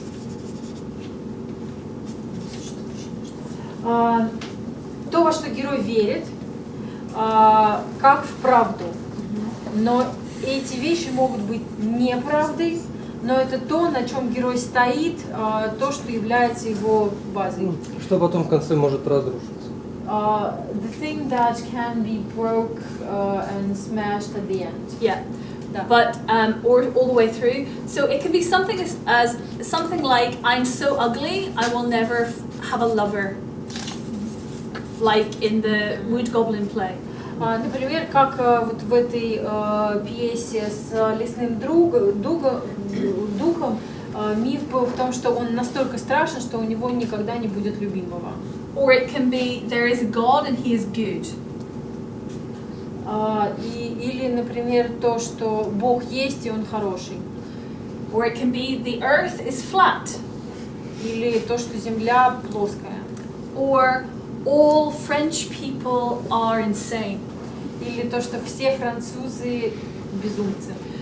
These are myths that your character lives by. They truly believe that, and that's how they live their lives on the basis of those beliefs. Это те верования и убеждения героя, которые составляют его картину мира, на чем он стоит. Also, you can have the same thing in both of these categories. So, for example, you could have for Macbeth, for those of you who know it, one of the angels for Macbeth is Lady Macbeth, but also one of his demons is Lady Macbeth. И может быть, что одинаковые вещи у вас будут лежать в поле ангелов и в поле демонов. Например, у Макбета, леди Макбет и ангел и демон. You know? And actually, that then gives your character internal conflict. И если у вас одинаковые вещи появляются в поле ангелов и демонов, это то, на чем зиждется внутренний конфликт героя. If something appears as both an angel and a demon for them. So this is then how you generate the 4 different levels of conflict in your play, because what you do. И это то, что вам помогает создать вот эти 4 типа уровня конфликта для вашей истории. What you do as the playwright to your hero is you explode their myths. И то, что вы делаете как драматург для вашего героя, вы взрываете его миф. So you show them that what they believe isn't true. Вы показываете вашему герою, что все то, во что он верит, на самом деле неправда. You kill their angels, you take away everything that they love. Вы забираете у него всех ангелов, забираете все, что он любит. And you raise all their demons, you bring everything against them that they most fear, most hate, most are scared of. и вы оживляете и делаете сильными всех его демонов, все, во что он, чего он боится, что он ненавидит, что ему противостоит. So kill their angels, explode their myths, raise their demons. Убейте ангелов, взорвите миф и сделайте демонов сильными. And that's how you get the obstacles to the goal. И так появляются препятствия на пути к цели. Может ли миф быть навязан со стороны? Is it possible that myth is somehow brought from outside to the hero? A myth is brought from the outside. What do you mean? That it is not his own, but somebody made him to believe in that. Yeah. In fact, that's probably how most people acquire their myths. И да, это возможно, то есть очень часто As long as they так приобретаются he or she мифы. believes it. Но он действительно должен в это верить. The reason why I say 5, by the way, 5 is arbitrary as a number. Почему я сказала 5? 5 это такое среднее число. You can have as many or as few as you like. I just find that, say, 3 is too few and more than 5 is too many. И почему я выбрала число 5? Потому что 3 это слишком мало, а больше 5 может быть слишком много. This gives me choice. 5 gives me a choice. 5 это такое идеальное число, которое дает мне выбор. Но участники должны написать 5 или могут меньше и больше? The participants, can they do 5 or they can do less or more? I like to say 5 to them because they don't have to use them all though. Я всегда их прошу написать 5, но я им всегда говорю, что вы можете не все использовать. It gives them choice Просто это дает им выбор, что в какой момент. and gives them enough so they can see patterns and use И those дает patterns. им некую такую картину, карту, глубину, из которой они потом Бывает что-то такое, могут. что какой-то один миф противоречит другому. То есть это же сюда ангелы и демоны. Is it possible that there are confronting myths? They're confronting this, yeah. Да, может быть. То есть как бы если ты используешь один, ты не можешь использовать другой. То же самое с ангелами и демонами. If there are confronting myths, can you use in these circumstances one but not use the other? Yeah. А их должно быть всех по 5 ангелов, Да. 5 демонов. But again, conflicting myths give internal conflict. Кстати, конфликтующие мифы тоже дают внутренний конфликт. So, usually how long the plays are resulting? 5-10 minutes. 5-10 минут. А вот когда они написали вот эти вот 5 ангелов, вот это упражнение, когда они все это написали, как дальше происходит, я не знаю, обсуждение, действия? So when the children did and wrote this 5 angel myths and demons, how do you discuss that? How do I the well, discussion goes? I will look at them and I check whether I actually think something is an angel. If it's not concrete or specific enough, I'm like, well, you need to make that more specific. И тогда мы начинаем смотреть на эти списки, и если там что-то такое размытое, какие-то общие слова, то я говорю, что вот это тебе надо уточнить, сделать более конкретным. And then I kind of say, right, let's put them in order. Which is most important? Which is the most important angel? Which is the most important demon? И дальше мы выстраиваем некую такую рейтинг, какой ангел самый важный, демон и миф. And then I'll say, okay, so with the most important one, what happens if you take that away? И тогда я спрашиваю, что будет, если забрать самый важный? How could you get rid of that angel from your character's life? Как можно забрать самого важного ангела из жизни твоего героя? And what happens if that angel is taken away? What would your character then do? And they've got a whole scene. И что твой герой будет делать, если у него забрать вот этого главного ангела, что произойдет, и так получается сцена. Ну да, то есть изначально создается, вы предлагаете придумать героя, потом таким образом придумываете сюжет через это. So first you invent the hero. Yeah. And First then invent the hero, then and invent the hero through these angels, myths, and demons. and then the diagram, go to the diagram after that. The character work always precedes the diagram. Да, сначала мы придумываем героя, наполняем его ангелами, мифами, демонами, и потом ставим его на диаграмму. I always show them the diagram first, but I don't get them to do it for their own play until they've worked out their character. Я показываю им эту диаграмму, когда мы говорим про конфликт, но пока они не разработали героя, не проработали эти характеристики, я не заставляю их придумывать сюжет. What I find is that quite technological approach kind of gives the young people a sort of secure framework in which to make the play.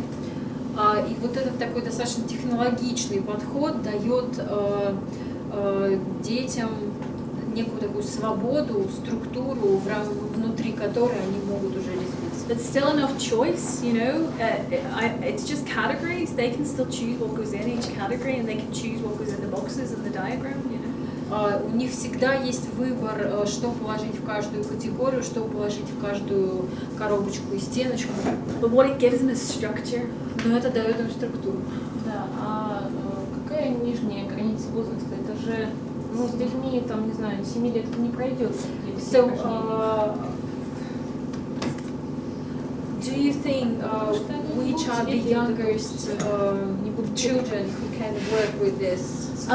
I have used it with even younger children. Sometimes I won't use as many boxes on the diagram. Я использовала эту же структуру достаточно с маленькими детьми. Возможно, я не буду заставлять их делать все 4 стенки.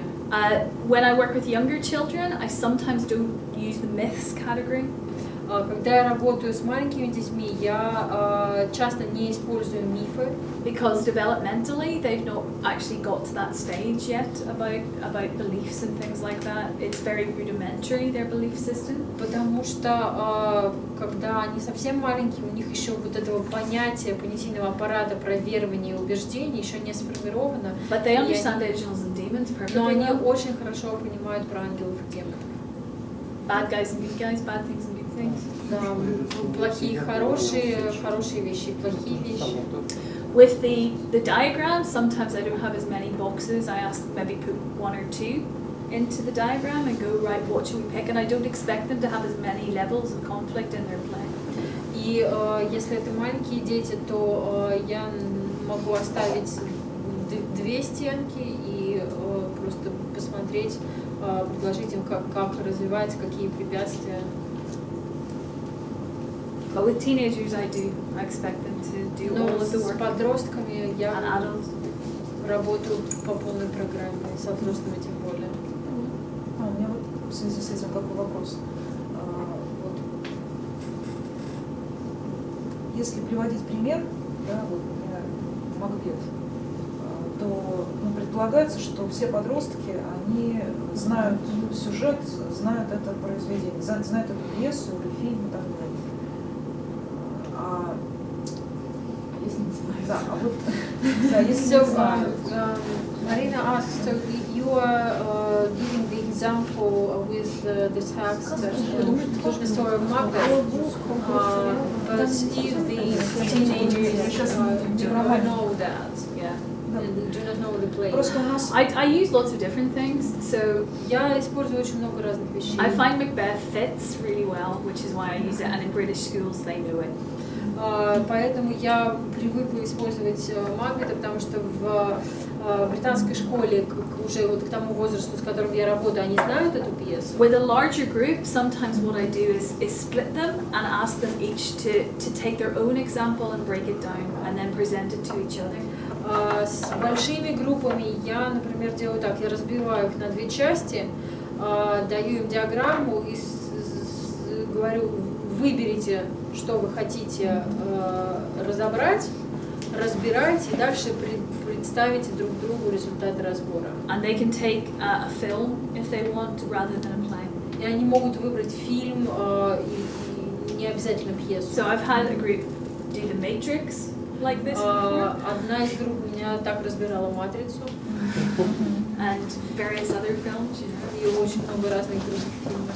And they did it really well, actually. They really, you know, sometimes that works if you just say, choose your own example, but then you've got to break it all down and show me how this works.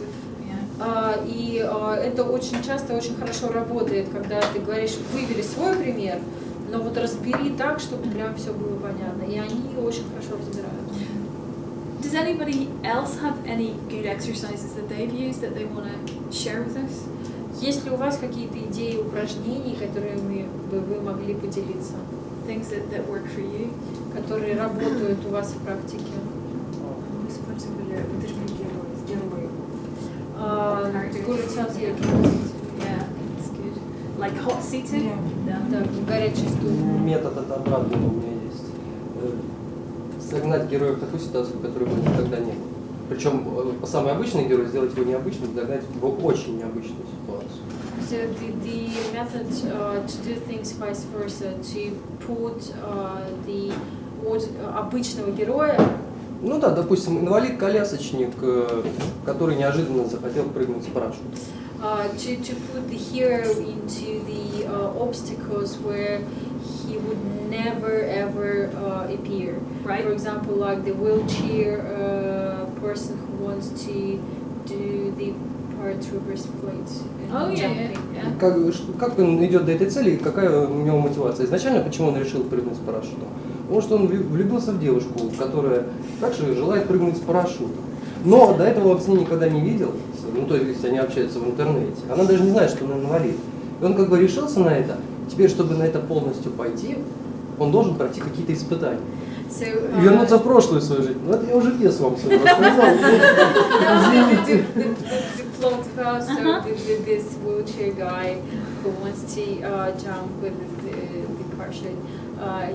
Why he wants that? Because he loves the girl that practices the jumping with parachute, and she doesn't know that he's a wheelchair guy, and they are communicating in the internet, and then he should decide which obstacles he's facing and overcoming while going to his goal. То есть самый обычный герой, который бы никогда не оказался в такой ситуации, попадает в эту ситуацию.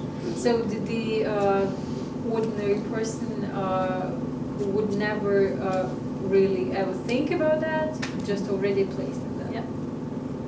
Yeah. У меня больше методов, конечно, которые работают. Я не знаю, как это можно перевести на детей, потому что это, наверное, я использую для каких-то внутренних своих вещей. Насколько это актуально вот с детскими пьесами. Вот, например, я часто делаю так, когда я понимаю, что конфликта не происходит, либо он какой-то настоящий ломаный, но я не знаю, как это перевести. Ну, потому что в голову пришла какая-то очень простая ситуация. Мать и сын. Сын говорит, что там он хочет пойти на войну добровольцем, предположим, мать его отговаривает по понятным причинам. Но почему-то как бы конфликт какой-то неинтересно рождается. И нужно в какой-то момент поменять точку зрения их. Вдруг мать начинает говорить сыну, что ты вообще просто должен пойти на войну, а он говорит, ну ты что, ты моя мать, как ты... И при этом оправдать мотивацию. Вот. Alina just told one of your exercises. Okay. She told them to swap the goals. Yeah, swap the goals, yeah. Yeah. Это очень трудно объяснить. I think the hardest thing for me is to think about when I devise these exercises, I was really trying to work out how I do it and what helps me, and to try to make I find pictures, visual stuff really helpful when I'm writing a play. So that for me was really a key thing. And that's another way that doing this type of work helps us as writers, is that we're reflecting on our own process. То, что я для себя открываю, когда я придумываю эти упражнения, я беру их из головы, думаю о том, что мне лично помогает, когда я сама пишу пьесы. И для себя я открыла, что мне очень помогают всякие такие визуальные вещи. Что-то нарисовать, что-то прочертить. Очень помогает структурировать мысли, как-то найти какие-то точки опоры. У меня есть еще такая штука, то, что это не визуальное, скорее слуховое. Я не знаю, как это можно перевести на упражнение, но вот, например, когда я понимаю, что мои герои говорят как-то карикатурно и фальшиво, в смысле, как существует в пьесе на уровне диалога, я делаю следующим образом. Я вспоминаю какую-то реально существующую, например, там, два героя, там, мужчина и женщина в пьесе. Я вспоминаю реально существующую, которую я очень хорошо знаю и люблю, актрису и актера, предположим, екатеринбургских, которых я знаю все их интонации, мне очень легко. Я сама как бы не актер, я не могу воспроизводить там разные эмоции, я их только на бумаге делаю. Вот. И я думаю, ага, вот тут у меня там Тамара Зелена, она у меня читает женщину, а вот тут там, не знаю, там Федоров, там, тоже актер кинотеатра, все он читает у меня за мужчину, и все. И я сразу понимаю, что вот это она не прочитает. Я не слышу этого, а вот это нужно убрать, ну и наоборот. For example, when I feel that the language of the dialogue that I'm writing is a bit strange and not natural, I'm remembering the actors that I know well and know all their voice changes, and I'm looking at the text and reading it, and I understand which parts of the text this actress or actor would never read. And that makes me...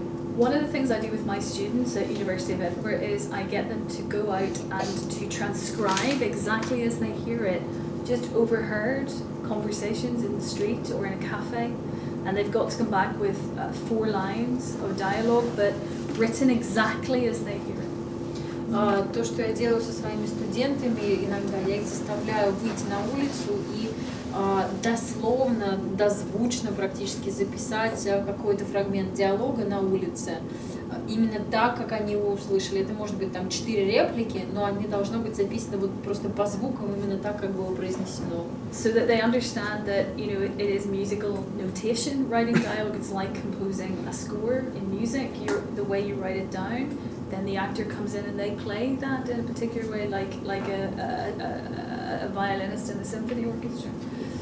И это дает студентам ощущение того, что создание как бы речи — это примерно то же самое, что написание партитуры для оркестра, и дальше актер выходит так же, как скрипач играет эту музыку. But I think with kids, the interview really works. И вот то, что мне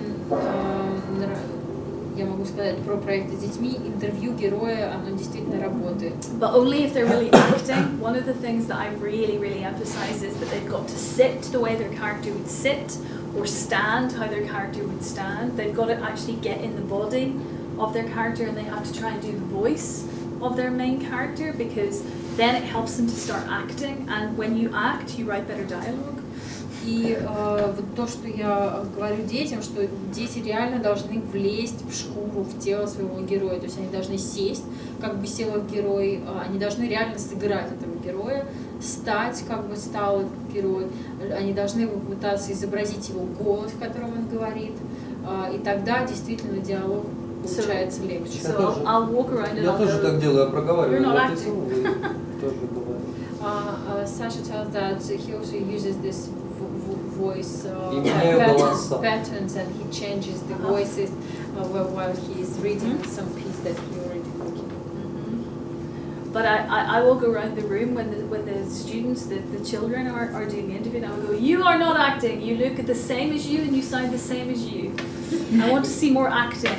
И иногда я так заставляю их подкручивать свои актерские возможности, и я подхожу и говорю, нет, ты сейчас не играешь, ты выглядишь как ты и говоришь как ты. So the person who's being asked the questions has to be in character, has to act, and the person asking the questions doesn't have to act. То есть человек, который отвечает на вопрос, он должен играть своего героя, а те, кто задает вопросы, могут ничего не играть. А у меня еще такая штука. Я придумываю сначала очень искусственно какую-нибудь странную особенность героя. Я не знаю, там, пропор там на левую сторону, нормальное зрение, он носит очки, я Хорошая не знаю, там, деталь. цветок какой-то пилинг всегда в пиджаке. А только после этого, то есть я придумываю не глядя сначала, а только после этого, исходя там из уже прописанных каких-то качеств, характеристик ситуации, я начинаю оправдывать, то есть нафига он это делает. Pauline tells that sometimes she's working over some hero, and at some point he just drops something and completely artificially invents some character about his personality, that he always wearing a particular flower in the jacket, or he has a particular hairstyle, and then she's getting back to the play and I think we had a meeting of female playwrights in Scotland recently, and we were discussing why work by female writers perhaps doesn't get staged as much as work by male writers. Вот недавно у нас была встреча женщин-драматургов, и мы обсуждали вопрос, почему работы женщин-драматургов не так часто ставятся, как у мужчин. One of the conclusions we came to was that a play written by a man is seen as having a universal point of view. И вот мы пришли к такому выводу, что пьесы, часто написанные пьесы мужчинами, они имеют такой некий универсальный взгляд на мир. Whereas for some reason the work of a woman is seen as being a minority point of view. А женщины очень часто пишут пьесы, которые представляют какой-то такой взгляд некой небольшой группы людей на этот мир. Which we find quite strange, given that women are 52% of the population in the UK. И это на самом деле очень странно, потому что, в принципе, в Великобритании женщин 54%. So we were trying to encourage each other, and one of the female writers said, actually, I refresh myself as a playwright by just going to watch most of the plays put on the stage in this country. И мы пытались как-то подбодрить друг друга, и одна из женщин сказала, что вообще-то я как-то вот хожу за вдохновением и освежаю себя, просто ходя на спектакли, которые вот сейчас идут. And when I'm losing confidence, I realize that most of these plays are relatively boring situations in which relatively interesting people talk about relatively useless shit.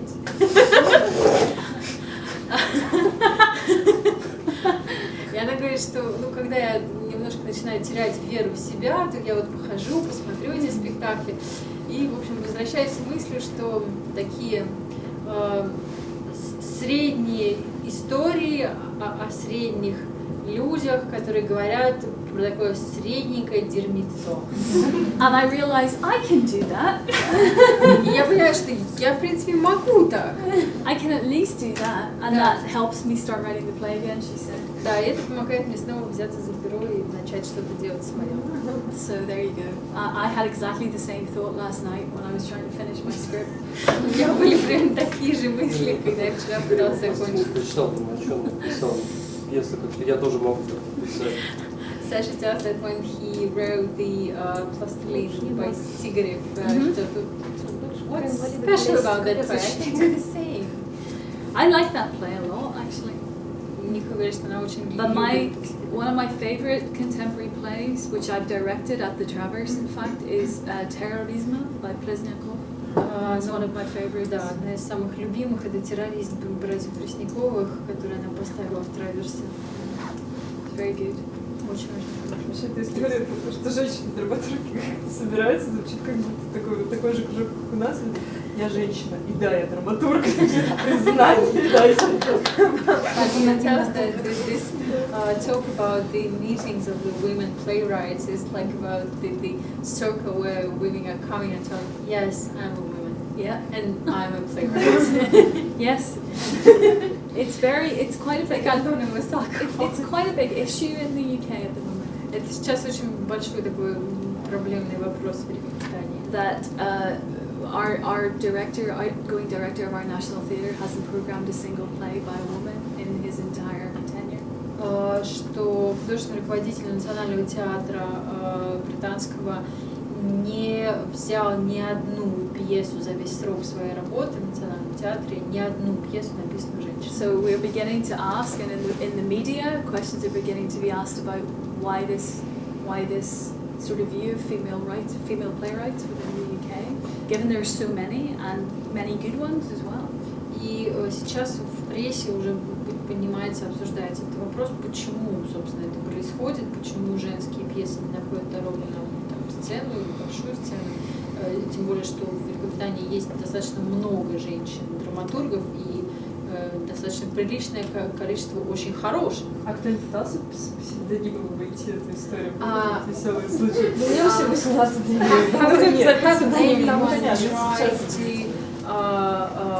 Jump over this situation with pseudonym. No, but actually that has been discussed. Да, никто не пытался, но этот вопрос тоже обсуждался. That people have thought, if I write under a man's name, will my work get produced? And probably. Люди задавались вопросом, если я возьму мужской псевдоним, будут ли меня ставить? I think a huge part of the problem is that most directors are men. Мне кажется, что одна из таких ключевых проблем в этом, то, что большинство режиссеров мужчин. But what is interesting in the UK is that most of the audience who go to the theatre are women. Но другой полюс этой ситуации, то, что большинство аудитории, которые приходят в театр, это женщины.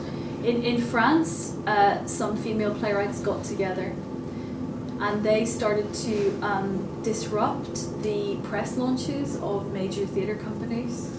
И во Франции некоторое количество женщин-драматургов объединились, и они стали приходить на пресс-показы в разные театры. They would all wear false beards. Они все надевали бороды. And when the artistic director of a big national theatre company was saying, and this is our season, the program for our season, they would all stand up and go, well done for having no women whatsoever in your season. И они стали, когда представляется программа на сезон в театре, и художественный руководитель ее представляет, они вставали, аплодировали.